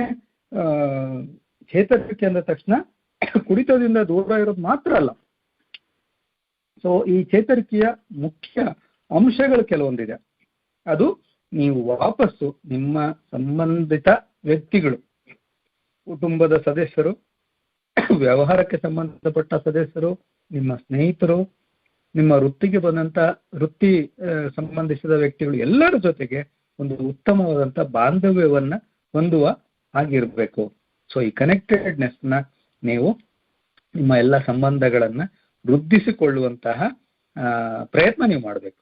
ಇಲ್ಲ, ನಾನು ನನ್ನ ಹೆಂಡತಿ ಹತ್ರ ಮಾತಾಡೋದೇ ಇಲ್ಲ, ನನಗೆ ನನ್ನ ತಂದೆ ತಾಯಿಗಳು ನಾನು ಕುಡಿದಾಗ ನನಗೆ ಗೌರವ ತೋರಿಸಿಲ್ಲ, ನನ್ನ ಅಣ್ಣ ನನಗೆ ಮಾತಾಡ್ಸ್ಲಿಕ್ಕೆ ಬಂದಿಲ್ಲ, ನಾನಿನ್ನು ಅವರಿಂದ ಸಂಬಂಧ ಕಟ್ ಮಾಡ್ಕೊಂಡು ಬಿಡ್ತೇನೆ, ಇಂಥದೆಲ್ಲ ತಪ್ಪಾಗ್ತದೆ. ಯಾಕೆಂದ್ರೆ ನಿಮ್ಮಲ್ಲಿ ಬೇಸರ, ದ್ವೇಷ, ಹತಾಶೆ, ಸಿಟ್ಟು ಈ ಗುಣಗಳು ಇದ್ದಷ್ಟು ನಿಮ್ಮ ಚೇತರಿಕೆಗೆ ಅವು ಅಡ್ಡ ಬರ್ತದೆ. ಸೊ ಕನೆಕ್ಟೆಡ್ನೆಸ್ ಇದು ತುಂಬಾ ಮುಖ್ಯ. ಎರಡನೇದು ಹೋಪ್, ಭರವಸೆ. ಸೊ ಭರವಸೆ ನಮ್ಮ ಎಲ್ಲರ ಜೀವನದಲ್ಲಿ ಭರವಸೆ ಅತಿ ಮುಖ್ಯ. ಹಾಗೆ ಈ ಕುಡಿತದ ಅಭ್ಯಾಸ ಇರ್ತಕ್ಕಂಥವರಲ್ಲಿ ನಾನು ಈ ಕುಡಿತ ಎನ್ನುವ ದುಶ್ಚಟದಿಂದ ಹೊರಗೆ ಬಂದೇ ಬರ್ತೇನೆ, ಇದರ ಜೊತೆಗೆ ನಾನು ಮೆಟ್ಟಿ ನಿಲ್ತೇನೆ, ನನಗೆ ಸಾಕಷ್ಟು ಜನರ ಕುಟುಂಬದ ಸದಸ್ಯರ ಹಾಗೂ ನನ್ನ ಚಿಕಿತ್ಸೆ ನೀಡತಕ್ಕಂಥವರ ಎಲ್ಲರ ಸಹಕಾರ ಇದೆ, ನನಗೆ ಇದರಿಂದ ಹೊರಗೆ ಬರ್ಲಿಕ್ಕೆ ಸಾಧ್ಯ ಇದೆ, ನಾನು ಮೊದಲನೇ ತಾಕ್ತೇನೆ ಅನ್ನುವ ಭರವಸೆ ಯಾವತ್ತೂ ಕಳ್ಕೊಳ್ಬೇಡಿ. ಅದು ಎಷ್ಟು ಬಾರಿ ನಿಮಗೆ ಲ್ಯಾಪ್ಸಸ್ ರಿಲ್ಯಾಪ್ಸಸ್ ಆದ್ರೂ, ಎಷ್ಟು ಬಾರಿ ನೀವು ಅಡ್ಮಿಟ್ ಆದ್ರೂ ಈ ಭರವಸೆ ನೀವು ಕಳ್ಕೋಬಾರ್ದು. ಯಾಕಂದ್ರೆ ಭರವಸೆ ಕಳ್ಕೊಂಡ್ರೆ ನಮಗೆ ಮತ್ತೇನು ಉಳಿದಿರೋದಿಲ್ಲ. ಮೂರನೇದು ಐಡೆಂಟಿಟಿ. ನಿಮ್ಮದೇ ಆದಂತ ಒಂದು ನಿಮ್ಮ ತನ ಇರ್ತದೆ, ಪ್ರತಿ ವ್ಯಕ್ತಿಯಲ್ಲಿ ನಿಮ್ಮ ಸ್ವಂತಿಕೆ ಇರ್ತದೆ. ಆ ಸ್ವಂತಿಕೆಯನ್ನ ನೀವು ಬೆಳೆಸ್ಕೊಳ್ಳಿ. ನಿಮ್ಮ ಸ್ವಂತಿಕೆ ಬೆಳೆದಷ್ಟು ನಿಮ್ಮ ಬಗ್ಗೆ ನಿಮಗೆ ತುಂಬಾ ಗೌರವ ಭಾವನೆ ಮೂಡ್ತದೆ, ನಿಮ್ಮಲ್ಲಿ ಒಂದು ಆತ್ಮಾನುಭೂತಿ ಹೆಚ್ಚುತ್ತದೆ. ಸೊ ಆ ಸ್ವಂತಿಕೆ ಏನಿದೆ ನಿಮ್ಮಲ್ಲಿ ಅದನ್ನ ಗುರುತಿಸ್ಕೊಳ್ಳಿಕ್ಕೆ ಹಲವಾರು ಬಾರಿ ನಿಮ್ಮ ಆಪ್ತ ಸಮಾಲೋಚಕರು ನಿಮಗೆ ಸಹಾಯ ಮಾಡ್ತಾರೆ. ನಿಮ್ಮಲ್ಲಿ ಇರ್ತಕ್ಕಂಥ ಒಳ್ಳೆ ಗುಣಗಳು ಯಾವುದು ಅದನ್ನ ಗುರುತಿಸಿ ಅದನ್ನ ಇಂಪ್ರೂವ್ ಮಾಡ್ಕೊಳ್ಳಿಕ್ಕೆ ಪ್ರಯತ್ನ ಮಾಡಿ. ಹಾಗೆ ಹೆಲ್ದಿ ಕೋಪಿಂಗ್ ಸ್ಟ್ರಾಟಜೀಸ್ ಅಂದ್ರೆ, ಈಗ ಮುಂಚೆ ನಾವು ಇವೆಲ್ಲ ಎಕ್ಸಾಂಪಲ್ಸ್ ಕೊಟ್ಟಿದೀವಿ. ಮುಂಚೆ ಏನ್ ಮಾಡ್ತಾ ಇದ್ವಿ, ತಪ್ಪು ದಾರಿಗೆ ಹೋಗ್ತಾ ಇದ್ವಿ. ನಮಗಾಗುವ ಬೇಸರ, ದುಃಖ, ಸಿಟ್ಟು, ಹತಾಶೆಗೆ ತಪ್ಪು ದಾರಿಯಿಂದ ಅದನ್ನ ಸಮಾಧಾನ ಮಾಡ್ಕೊಳಕ್ ಹೋಗ್ತಾ ಇದ್ವಿ. ನನಗೆ ಕಷ್ಟ ಆದ್ರೆ ಕುಡಿಯುವಂಥದ್ದು, ನನಗೆ ಯಾರಾದ್ರೂ ಕೆಲಸ ಹೆಚ್ಚು ಹಾಕಿದ್ರೆ ಕುಡಿಯುವಂಥದ್ದು, ನನಗೆ ಯಾರೋ ಸ್ನೇಹಿತರು ಅವ್ರ ಗುಂಪಲ್ಲಿ ಸೇರಿಸ್ಕೊಳ್ಳಿಲ್ಲ ಅಂದ್ರೆ ಕುಡಿಯುವಂಥದ್ದು. ಅಂದ್ರೆ ನಮ್ಮ ಕೋಪಿಂಗ್ ಸ್ಟ್ರಾಟಜಿ ಏನಿತ್ತು, ಖುಷಿ ಆದ್ರೂ ಕುಡಿಯೋದು, ಬೇಸರ ಆದ್ರೂ ಕುಡಿಯೋದು, ಹಾಗೆ ಇರ್ತಾ ಇತ್ತು. ಈಗ ಅದನ್ನು ತಪ್ಪಿಸಿ ಆರೋಗ್ಯಕರವಾದಂತಹ ಈ ಕೋಪಿಂಗ್ ಸ್ಟ್ರಾಟಜೀಸ್ನ ನಾವು ಬೆಳೆಸ್ಕೊಳ್ಳುವಂಥದ್ದು. ಅದು ಹೇಗೆ ಅಂದ್ರೆ, ನಾನು ಸಂಜೆ ಮನೆಗೆ ಬೇಗ ಬರುವಂಥದ್ದು, ಭಜನೆಯಲ್ಲಿ ಇನ್ವಾಲ್ವ್ ಆಗುವಂಥದ್ದು, ಅಥವಾ ವಾಕಿಂಗ್ ಹೋಗುವಂಥದ್ದು, ದೇವಸ್ಥಾನಗಳಲ್ಲಿ ಸಮಯ ಕಳೆಯುವಂಥದ್ದು, ಲೈಬ್ರರಿಗಳಲ್ಲಿ ಹೆಚ್ಚು ಸಮಯ ಕಳೆಯುವಂಥದ್ದು, ಮಕ್ಕಳ ಜೊತೆಗೆ ಹೆಚ್ಚು ಸಮಯವನ್ನು ಕಳೆಯುವಂಥದ್ದು. ಈ ರೀತಿಯ ಆಲ್ಟರ್ನೇಟಿವ್ಸ್, ನನ್ನ ಒತ್ತಡವನ್ನು ಕಡಿಮೆ ಮಾಡ್ಕೊಳ್ಳಿಕ್ಕೆ ಬೇರೆ ಬೇರೆ ರೀತಿಯ ಮಾರ್ಗೋಪಾಯಗಳನ್ನ ನಾನು ಹುಡುಕಿ ಕಂಡುಕೊಳ್ಳುವಂಥದ್ದು. ಹಾಗೆ ನಮ್ಮನ್ನ ನಾವು ಸಬಲೀಕರಣ ಮಾಡ್ಕೊಳ್ಳುವಂಥದ್ದು. ಈಗ ಮುಂಚೆ ನನಗೆ ಭಾವನೆಗಳ ನಿಯಂತ್ರಣ ಇರಲಿಲ್ಲ, ಅದಕ್ಕೆ ನಾನು ಕುಡಿತಾ ಇದ್ದೆ, ಅಥವಾ ನನಗೆ ಆರ್ಥಿಕವಾದಂತಹ ಸ್ಥಿರತೆ ಇರಲಿಲ್ಲ, ನನಗೆ ಬಿಸ್ನೆಸ್ ಅಲ್ಲಿ ಸಾಕಷ್ಟು ಲಾಸ್ಗಳು ಆಗಿತ್ತು, ಅದರಿಂದಾಗಿ ನಾನು ಆ ಬೇಸರದಲ್ಲಿ ಕುಡಿತಾ ಇದ್ದೆ, ನನಗೆ ಒಂದು ಸರಿಯಾದ ಕೆಲಸ ಇರಲಿಲ್ಲ, ಆ ಬೇಸರದಲ್ಲಿ ನಾನು ಕುಡಿತಾ ಇದ್ದೆ, ಇಂಥದ್ದೆಲ್ಲ ವಿಚಾರಗಳಿತ್ತು. ಸೊ ಅಂಥದಕ್ಕೆಲ್ಲ ಈಗ ಒಂದು ನಮ್ಮನ್ನು ನಾವು ಸಬಲೀಕರಣ ಮಾಡ್ಕೊಳ್ಳುವಂಥದ್ದು, ನಾನೊಂದು ನಿರ್ದಿಷ್ಟವಾದಂಥ ಕೆಲಸದಲ್ಲಿ ನಿಂತು ಕೆಲಸ ಮಾಡುವಂಥದ್ದು, ಅತಿಯಾದ ದುಂದುವೆಚ್ಚ ಮಾಡದಂಥದ್ದು, ಅತಿಯಾದ ಈ ಸಾಲ ಸೂಲಿಗಳನ್ನ ಮಾಡದಂತೆ ಕೆಲಸ ಮಾಡುವಂಥದ್ದು, ಇದ್ರ ಬಗ್ಗೆ ಇನ್ನು ಮೇಲೆ ಹೆಚ್ಚು ಗಮನ ಕೊಡಬೇಕು ಅಂತ ಹೇಳಿ ಆ ಒಂದು ಸ್ಟ್ರಾಂಗ್ ನಮ್ಮನ್ನು ನಾವು ಎಂಪವರ್ಮೆಂಟ್ ಮಾಡ್ಕೊಳ್ಳುವಂಥದ್ದು, ಮತ್ತೆ ಸೆಕ್ಯೂರ್ಡ್ ಬೇಸ್, ನನಗೊಂದು ಫೌಂಡೇಶನ್ ನ ಮಾಡ್ಕೊಳ್ಳುವಂಥದ್ದು, ನನಗೊಂದು ಸ್ಥಿರತೆಯನ್ನ ಕಂಡುಕೊಳ್ಳುವಂಥದ್ದು, ಇವೆಲ್ಲ ಈ ರಿಕವರಿಯ ಉತ್ತಮ ಅಂಶಗಳು. ಸೊ ನಾನು ಸಮರೈಸ್ ಮಾಡ್ತೇನೆ ನಿಮಗೆ.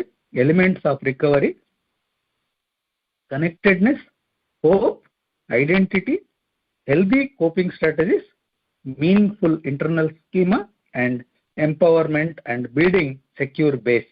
ಸೊ ಇವುಗಳನ್ನ ನಾವು ಮನಸ್ಸಲ್ಲಿಟ್ಕೊಂಡು ಇವೆಲ್ಲ ನಾವೇ ಪ್ರಯತ್ನ ಮಾಡಬೇಕು. ಎಲ್ಲದನ್ನು ಯಾವಾಗ್ಲೂ ಎಲ್ಲ ಆಸ್ಪತ್ರೆ ಕಡೆಯಿಂದ ನಮ್ಮ ಆಪ್ತ ಸಮಾಲೋಚಕರೇ ಎಲ್ಲ ಹೇಳಿಕೊಡ್ತಾರೆ ಅಂತಿಲ್ಲ. ಇವೆಲ್ಲ ಪ್ರಯತ್ನಗಳನ್ನ ನಾವು ನಿರಂತರವಾಗಿ ಮಾಡ್ತಾನೆ ಇರಬೇಕು. ನೀವು ಈ ಅನಾಮಿಕ ಅಮಲಿಗಳ ಮೀಟಿಂಗಿಗೆ ಹೋಗ್ತೀರಾ, ಅಲ್ಲಿ ಅವ್ರು ಹೇಳ್ತಾರೆ, ಅವರ ಅನಾಮಿಕ ಅಮಲಿಗಳು ಕೂಡ ಆ ಗುಂಪಲ್ಲಿ ಕೂಡ ನಿಮ್ಗೆ ಹೇಳ್ತಾರೆ, ವ್ಯಕ್ತಿ ಕೇವಲ ಕುಡಿತವನ್ನು ಬಿಟ್ರೆ ಮುಖ್ಯ ಅಲ್ಲ, ನಮ್ಮ ದೈಹಿಕ ಆರೋಗ್ಯ, ಮಾನಸಿಕ ಆರೋಗ್ಯ, ಹಾಗೆ ಆಧ್ಯಾತ್ಮಿಕ ಆರೋಗ್ಯ ಕೂಡ ವೃದ್ಧಿಸಬೇಕು ಅಂತ. ನಾವು ಕುಡಿತವನ್ನು ನಿಲ್ಸಿದೀವಿ, ಆದ್ರೆ ಮನೆಯಲ್ಲಿ ಅವಾಚ್ಯ ಶಬ್ದಗಳನ್ನು ಮಾತಾಡ್ತೇವೆ, ಇನ್ನೂ ಕೈ ಎತ್ಕೊಂಡು ಹೋಗ್ತೇವೆ, ಇನ್ನೂ ಕೋಪ ಮಾಡ್ತೇವೆ, ಇನ್ನೂ ಯಾವುದೇ ಒಂದು ಕುಟುಂಬದ ಕಾರ್ಯಕ್ರಮಗಳಲ್ಲಿ ಭಾಗವಹಿಸೋದಿಲ್ಲ, ಇನ್ನೂ ಮೃಗೀಯ ವರ್ತನೆಗಳು ಮಾಡ್ತೇವೆ ಅಂದ್ರೆ ನಾವಿನ್ನೂ ಚೇತರಿಸ್ಕೊಂಡಿಲ್ಲ ಅಂತ ಅರ್ಥ. ಸೊ ವ್ಯಕ್ತಿಯ ದೈಹಿಕ ಮಾನಸಿಕ ಆರೋಗ್ಯದ ಜೊತೆಗೆ ಆಧ್ಯಾತ್ಮಿಕ ಆರೋಗ್ಯ ಕೂಡ ಇಂಪ್ರೂವ್ ಆಗಬೇಕು. ಈ ಆಧ್ಯಾತ್ಮಿಕ ಆರೋಗ್ಯದ ಕೊರತೆಗೋಸ್ಕರ ವ್ಯಕ್ತಿ ಮತ್ತೆ ಮತ್ತೆ ಈ ತರ ದುಶ್ಚಟಗಳಿಗೆ ದಾಸರಾಗ್ತಾರೆ ಅನ್ನುವ ವಿಚಾರ ಅವ್ರು ಹೇಳ್ತಾ ಇರ್ತಾರೆ. ಸೊ ಅಲ್ಲಿಯ ಮುಖ್ಯ ಸಂದೇಶ ಏನು? One day at A time. ಇವತ್ತು ಬೆಳಗ್ಗೆ ನಾನು ನಿರ್ಧಾರ ಮಾಡೋದು, ಅದು ಏನೇ ಕಾರಣ ಇರಲಿ, ನಾನು ಇವತ್ತು ಒಂದು ದಿನ ಕುಡಿಯುವುದಿಲ್ಲ. ಅದನ್ನ ನಮ್ಮ ಮನಸ್ಸಲ್ಲಿ ಹೇಳ್ಕೊಳ್ಳುವಂಥದ್ದು, ನಮ್ಮ ಮನೆಯವ್ರ ಜೊತೆ ಹೇಳ್ಕೊಳ್ಳುವಂಥದ್ದು, ಹಾಗೆ ನಾವು ಏನು ಆ ದಿವ್ಯ ಶಕ್ತಿಯನ್ನು ನಂಬ್ತೇವೆ ಆ ಮೇಲಿನ ಶಕ್ತಿಗೂ ಕೂಡ ಹೇಳ್ಕೊಳ್ಳುವಂಥದ್ದು. ಇವತ್ತೊಂದು ದಿನ ನಾನು ಕುಡಿತವನ್ನ ಬಿಟ್ಟು ಇವತ್ತೊಂದು ದಿನ ಕುಡಿತ ಇಲ್ಲದಂತ ಜೀವನ ಮಾಡಬೇಕು, ದೇವರೇ ನನಗೆ ಇದಕ್ಕೆ ಸಹಾಯ ಮಾಡು ಅಂತ ಹೇಳಿ ಕೇಳ್ಕೊಳ್ಳುವಂಥದ್ದು, ಆ ದಿನವನ್ನ ಪ್ರಾರಂಭ ಮಾಡುವಂಥದ್ದು. ಹಾಗೆ ದಿನವನ್ನು ಮುಗಿಸುವಾಗ ನಾನು ಇವತ್ತು ನನ್ನ ಕುಟುಂಬಸ್ಥರ ಸಹಾಯದಿಂದ, ನನ್ನ ಸ್ನೇಹಿತರ ಸಹಾಯದಿಂದ, ನನ್ನ ವೃತ್ತಿ ಬಾಂಧವರ ಸಹಾಯದಿಂದ ಇವತ್ತೊಂದು ದಿನ ಮದ್ಯ ಇಲ್ಲದೆ ನಾನು ದಿನವನ್ನ ಚೆನ್ನಾಗಿ ಕಳೆದಿದ್ದೇನೆ ಅನ್ನೋ ರೀತಿ ಒಂದು ಗ್ರಾಟಿಟ್ಯೂಡ್, ದಿನದ ಕೊನೆಯಲ್ಲಿ ಒಂದು ಈ ಕೃತಜ್ಞತೆಯನ್ನ ನೆನೆಸ್ಕೊಂಡು, ಆ ಕೃತಜ್ಞತೆ ಬಗ್ಗೆ ನಾವು ಹೆಚ್ಚು ಇಂಪಾರ್ಟೆನ್ಸ್ ಕೊಟ್ಟೇ ಇರೋದಿಲ್ಲ. ಈ ಕೃತಜ್ಞತೆ ಬಗ್ಗೆ ಸಪರೇಟ್ ಆಗಿ ಸಾಕಷ್ಟು ಹೊತ್ತು ಮಾತಾಡ್ಬೋದು. ಸೊ ಈ ರಿಕವರಿಯಲ್ಲಿ ಕೃತಜ್ಞತೆ ಬಗ್ಗೆ ಕೂಡ ನೀವು ತುಂಬಾ ಯೋಚನೆ ಮಾಡಬೇಕು. ನೀವು ಕುಡಿತಾ ಇದ್ದ ಸಮಯದಲ್ಲಿ ನಿಮ್ಮನ್ನ ಸುಧಾರಿಸ್ಕೊಂಡಂತಹ ಸ್ನೇಹಿತರು, ನಿಮ್ಮ ಜೊತೆಗಿದ್ದಂತಹ ನಿಮ್ಮ ಮನೆಯವರು, ಕುಟುಂಬಸ್ಥರು, ನಿಮಗೆ ಚಿಕಿತ್ಸೆ ನೀಡಿರತಕ್ಕಂಥ ವೈದ್ಯರು, ನಿಮಗೆ ಈ ಮೀಟಿಂಗ್ಗಳಿಗೆ ಜೊತೆಗೆ ಸಹಾಯ ಮಾಡ್ತಾ ಇರ್ತಕ್ಕಂತಹ ಆಲ್ಕೋಹಾಲಿಕ್ ಅನಾನಿಮಸ್ ಮೆಂಬರ್ಸು, ಎಲ್ಲರಿಗೂ ಪ್ರತಿ ದಿನದಲ್ಲಿ ಒಂದು 5 ನಿಮಿಷ ಕೂತ್ಕೊಂಡು ಮನಸ್ಸಿನಲ್ಲೇ ಅವರಿಗೆ ಕೃತಜ್ಞತೆ ತಿಳಿಸುವಂತಹ ಒಂದು ಪ್ರಕ್ರಿಯೆಯನ್ನ ನೀವು ಇಟ್ಕೊಳ್ಳಿ ಪ್ರತಿದಿನ. ಸೊ ಈ ಕೃತಜ್ಞತೆ ಏನ್ ಮಾಡುತ್ತೆ? ನಿಮಗೆ ಇನ್ನಷ್ಟು ಮಾನಸಿಕ ಆರೋಗ್ಯವನ್ನ ಹೆಚ್ಚು ಮಾಡುತ್ತೆ. ಸೊ ನಾವು ಸಮಯ ಮೀರ್ತಾ ಇದ್ದೇವೆ ಅಂತ ಕಾಣುತ್ತೆ. ಸೊ ನಾನು ರಿಕವರಿಯ ಒಂದು ಭಾಗವನ್ನ, ಅಂದ್ರೆ ವ್ಯಕ್ತಿ ತಾನು ಕುಡಿತದಿಂದ ಹೊರಗೆ ಬರುವಾಗ ಕೇವಲ ಒಂದು ಕುಡಿತದಿಂದ ಮಾತ್ರ ಮುಕ್ತನಾಗಿರದೆ ದೈಹಿಕವಾಗಿ, ಮಾನಸಿಕವಾಗಿ, ಹಾಗೆ ಸಾಮಾಜಿಕವಾಗಿ ಆರೋಗ್ಯವಾಗಿ ಇರ್ತಕ್ಕಂಥದ್ದು ಮುಖ್ಯ.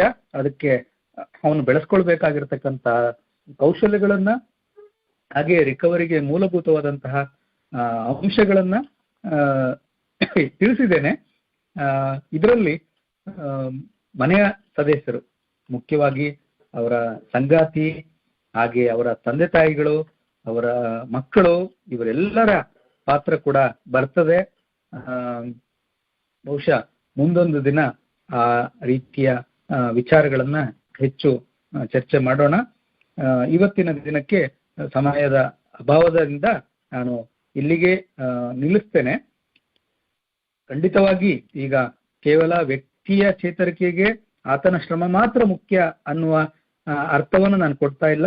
ಮನೆಯವರ ಸಹಕಾರ, ಮನೆಯವರ ಚೇತರಿಕೆ, ಅಂದ್ರೆ ಯಾವ ರೀತಿ ಮನೆಯವರು ಕೂಡ ಅವರು ಚೇತರಿಕೆಗೆ ಒಳಗಾಗಬೇಕು, ಅವರ ಚೇತರಿಕೆ ಕೂಡ ಈ ವ್ಯಕ್ತಿಯ ಚೇತರಿಕೆಗೆ ಎಷ್ಟು ಸಹಾಯ ಅನ್ನೋ ವಿಚಾರಗಳನ್ನ ಇನ್ನೂ ಪೆಂಡಿಂಗ್ ಅಲ್ಲಿ ಇಟ್ಟು ನಾನು ಇವತ್ತಿನ ಕಾರ್ಯಕ್ರಮವನ್ನು ಇಲ್ಲಿಗೆ ಮುಗಿಸ್ತಾ ಇದ್ದೇನೆ. ಇಷ್ಟು ಹೊತ್ತು ಮಾತಾಡಿದ ವಿಚಾರಗಳ ಬಗ್ಗೆ ನಿಮಗೇನಾದ್ರು ಅನುಮಾನಗಳಿದ್ರೆ ಕೇಳ್ಬೋದು. ಈ ವಿಚಾರವನ್ನು ಬಿಟ್ಟು ಕೂಡ ಏನಾದ್ರು ತೊಂದರೆಗಳಿದ್ರೆ ನೀವು ಕೇಳ್ಬೋದು. ಧನ್ಯವಾದಗಳು. ಧನ್ಯವಾದಗಳು ಸರ್.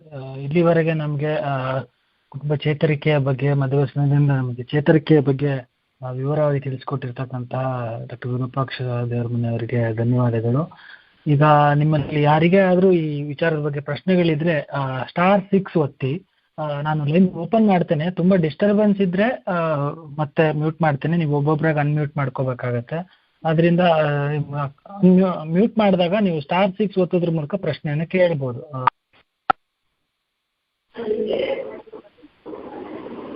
ಯಾರಿಗಾದರೂ ಪ್ರಶ್ನೆಗಳಿದ್ರೆ ಕೇಳ್ಬೋದು. ರೋಗಿಗಳು ಅಥವಾ ಅವ್ರ ಮನೆಯವರು ಯಾರೇ ಸಹ ಲೈನಲ್ಲಿ ಇದ್ದರೂ ಸಹ ಪ್ರಶ್ನೆಗಳನ್ನು ಕೇಳ್ಬೋದು.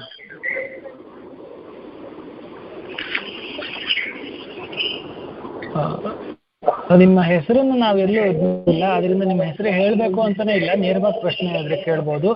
ಹಾಗೆ ನಮ್ಮ ಹಾಲ್ನಲ್ಲಿ ಇರ್ತಕ್ಕಂಥವ್ರು ನಿಮ್ಗೆ ಯಾವ್ದಾದ್ರು ಪ್ರಶ್ನೆ ಇದ್ದರೆ ಅಲ್ಲಿ ಸುರೇಶ್ ಸರ್ ಇದ್ದಾರೆ, ಮೂಲಕ ನೀವು ಕೇಳ್ಬೋದು. ನೇರವಾಗಿ ನೀವು ಸಹ ಪ್ರಶ್ನೆಯನ್ನು ಕೇಳ್ಬೋದು.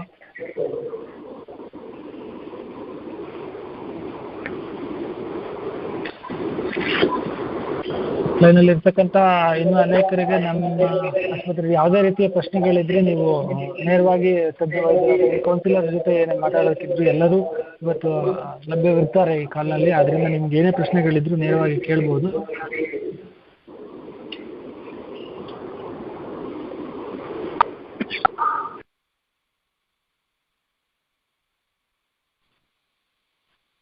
ಯಾರಿಗಾದ್ರೂ ಪ್ರಶ್ನೆ ಇದೆ *6 ಒತ್ತೋದ್ರ ಮೂಲಕ ನೀವು ಅನ್ಮ್ಯೂಟ್ ಮಾಡ್ಕೊಳ್ಳಿ, ನಿಮ್ಮ ಪ್ರಶ್ನೆನ ಕೇಳ್ಬೋದು.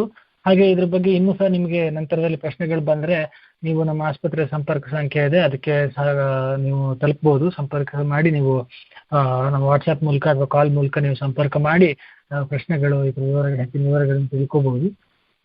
ಹಾಗೆ ಸಚಿನ್, ನಮ್ಮ ತಂಡದಲ್ಲಿ ಇರ್ತಕ್ಕಂಥವ್ರು ನಾನು ಹೇಳಿದ ವಿಚಾರಗಳಲ್ಲಿ ಏನಾದ್ರು ಬಹುಮುಖ್ಯ ವಿಷಯಗಳು ಯಾವ್ದಾದ್ರು ತಪ್ಪಿ ಹೋಗಿದ್ರೆ ಯಾರಾದ್ರೂ ಆಡ್ ಮಾಡ್ಬೋದು.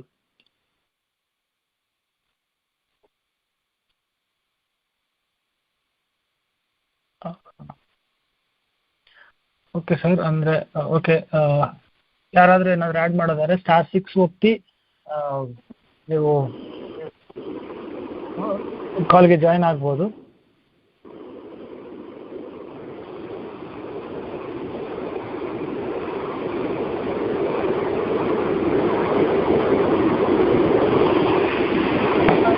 ಸರಿ ಸ್ನೇಹಿತರೆ, ಹೆಚ್ಚಿನ ಪ್ರಶ್ನೆಗಳಿದ್ರೆ ನಿಮಗೆ ಸರ್ ಓಕೆ, ಹೆಚ್ಚಿನ ಪ್ರಶ್ನೆಗಳಿದ್ರೆ ಸ್ನೇಹಿತರೆ ನಮ್ಮ ಆಸ್ಪತ್ರೆ ಸಂಖ್ಯೆಗೆ ಸಂಪರ್ಕಿಸ್ಬೋದು. ನನಗೊಂದು ಸಂಖ್ಯೆಯನ್ನು ಕೊಡ್ತೇನೆ ನಿಮಗೆ, ಅದಕ್ಕೆ ವಾಟ್ಸಪ್ ಮೂಲಕ ಸಹ ಸಂಪರ್ಕಿಸ್ಬೋದು. ದಯವಿಟ್ಟು ನೋಟ್ ಮಾಡ್ಕೊಳ್ಳಿ.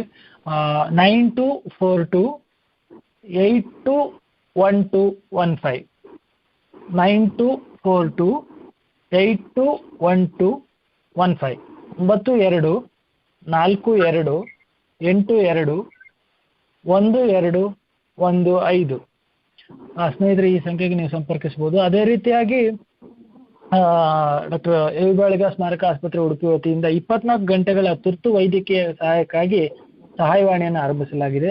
ಇದು ಮುಖ್ಯವಾಗಿ ಮದ್ಯವ್ಯಸನಿಗಳಿಗೋಸ್ಕರನೇ ಈ ಒಂದು ಸಹಾಯವಾಣಿ ಇದ್ದು, ನೀವು ಯಾವುದೇ ಸಮಯದಲ್ಲಾದರೂ ಇದನ್ನು ವೈದ್ಯರಿಗೆ ಸಂಪರ್ಕಿಸೋಕೆ ನಿಮಗೆ ಅವಕಾಶ ಇದೆ. ಇದರ ಅಗತ್ಯ ಇದ್ದವರು ದಯವಿಟ್ಟು ಇದನ್ನು ವೈದ್ಯಕೀಯ ಸಹಾಯಕ್ಕಾಗಿ ಈ ಸಂಖ್ಯೆಗೆ ಸಂಪರ್ಕಿಸಿ. ನಾನು ನಿಮಗೆ ಮತ್ತೊಂದು ಸಂಖ್ಯೆಯನ್ನು ಕೊಡ್ತೇನೆ, ಇದು ಸಹಾಯವಾಣಿಯ ಸಂಖ್ಯೆ. ಇದು ನಮ್ಮ ತಜ್ಞ ವೈದ್ಯರ ಬಳಿ ಇರುತ್ತೆ. ನೀವು ಎಲ್ಲ ಸಮಯದಲ್ಲೂ ನಮ್ಮ ಆಸ್ಪತ್ರೆಯ ತಜ್ಞ ವೈದ್ಯರು ನಿಮಗೆ ಲಭ್ಯವಿರ್ತಾರೆ ಈ ಸಂಖ್ಯೆಯಲ್ಲಿ.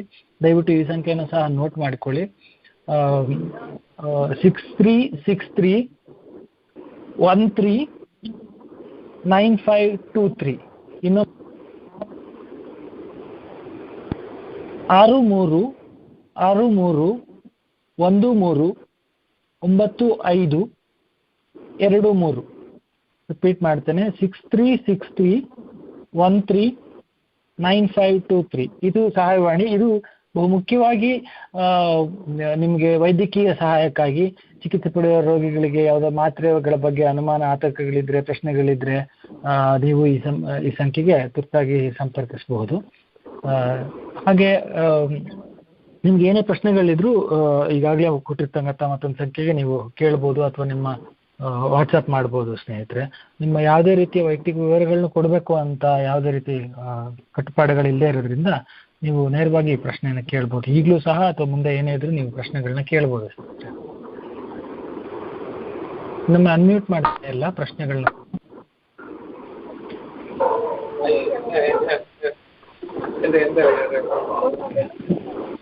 ಯಾರಿಗಾದ್ರೂ ಪ್ರಶ್ನೆಗಳಿದ್ರೆ ಕೇಳಿ.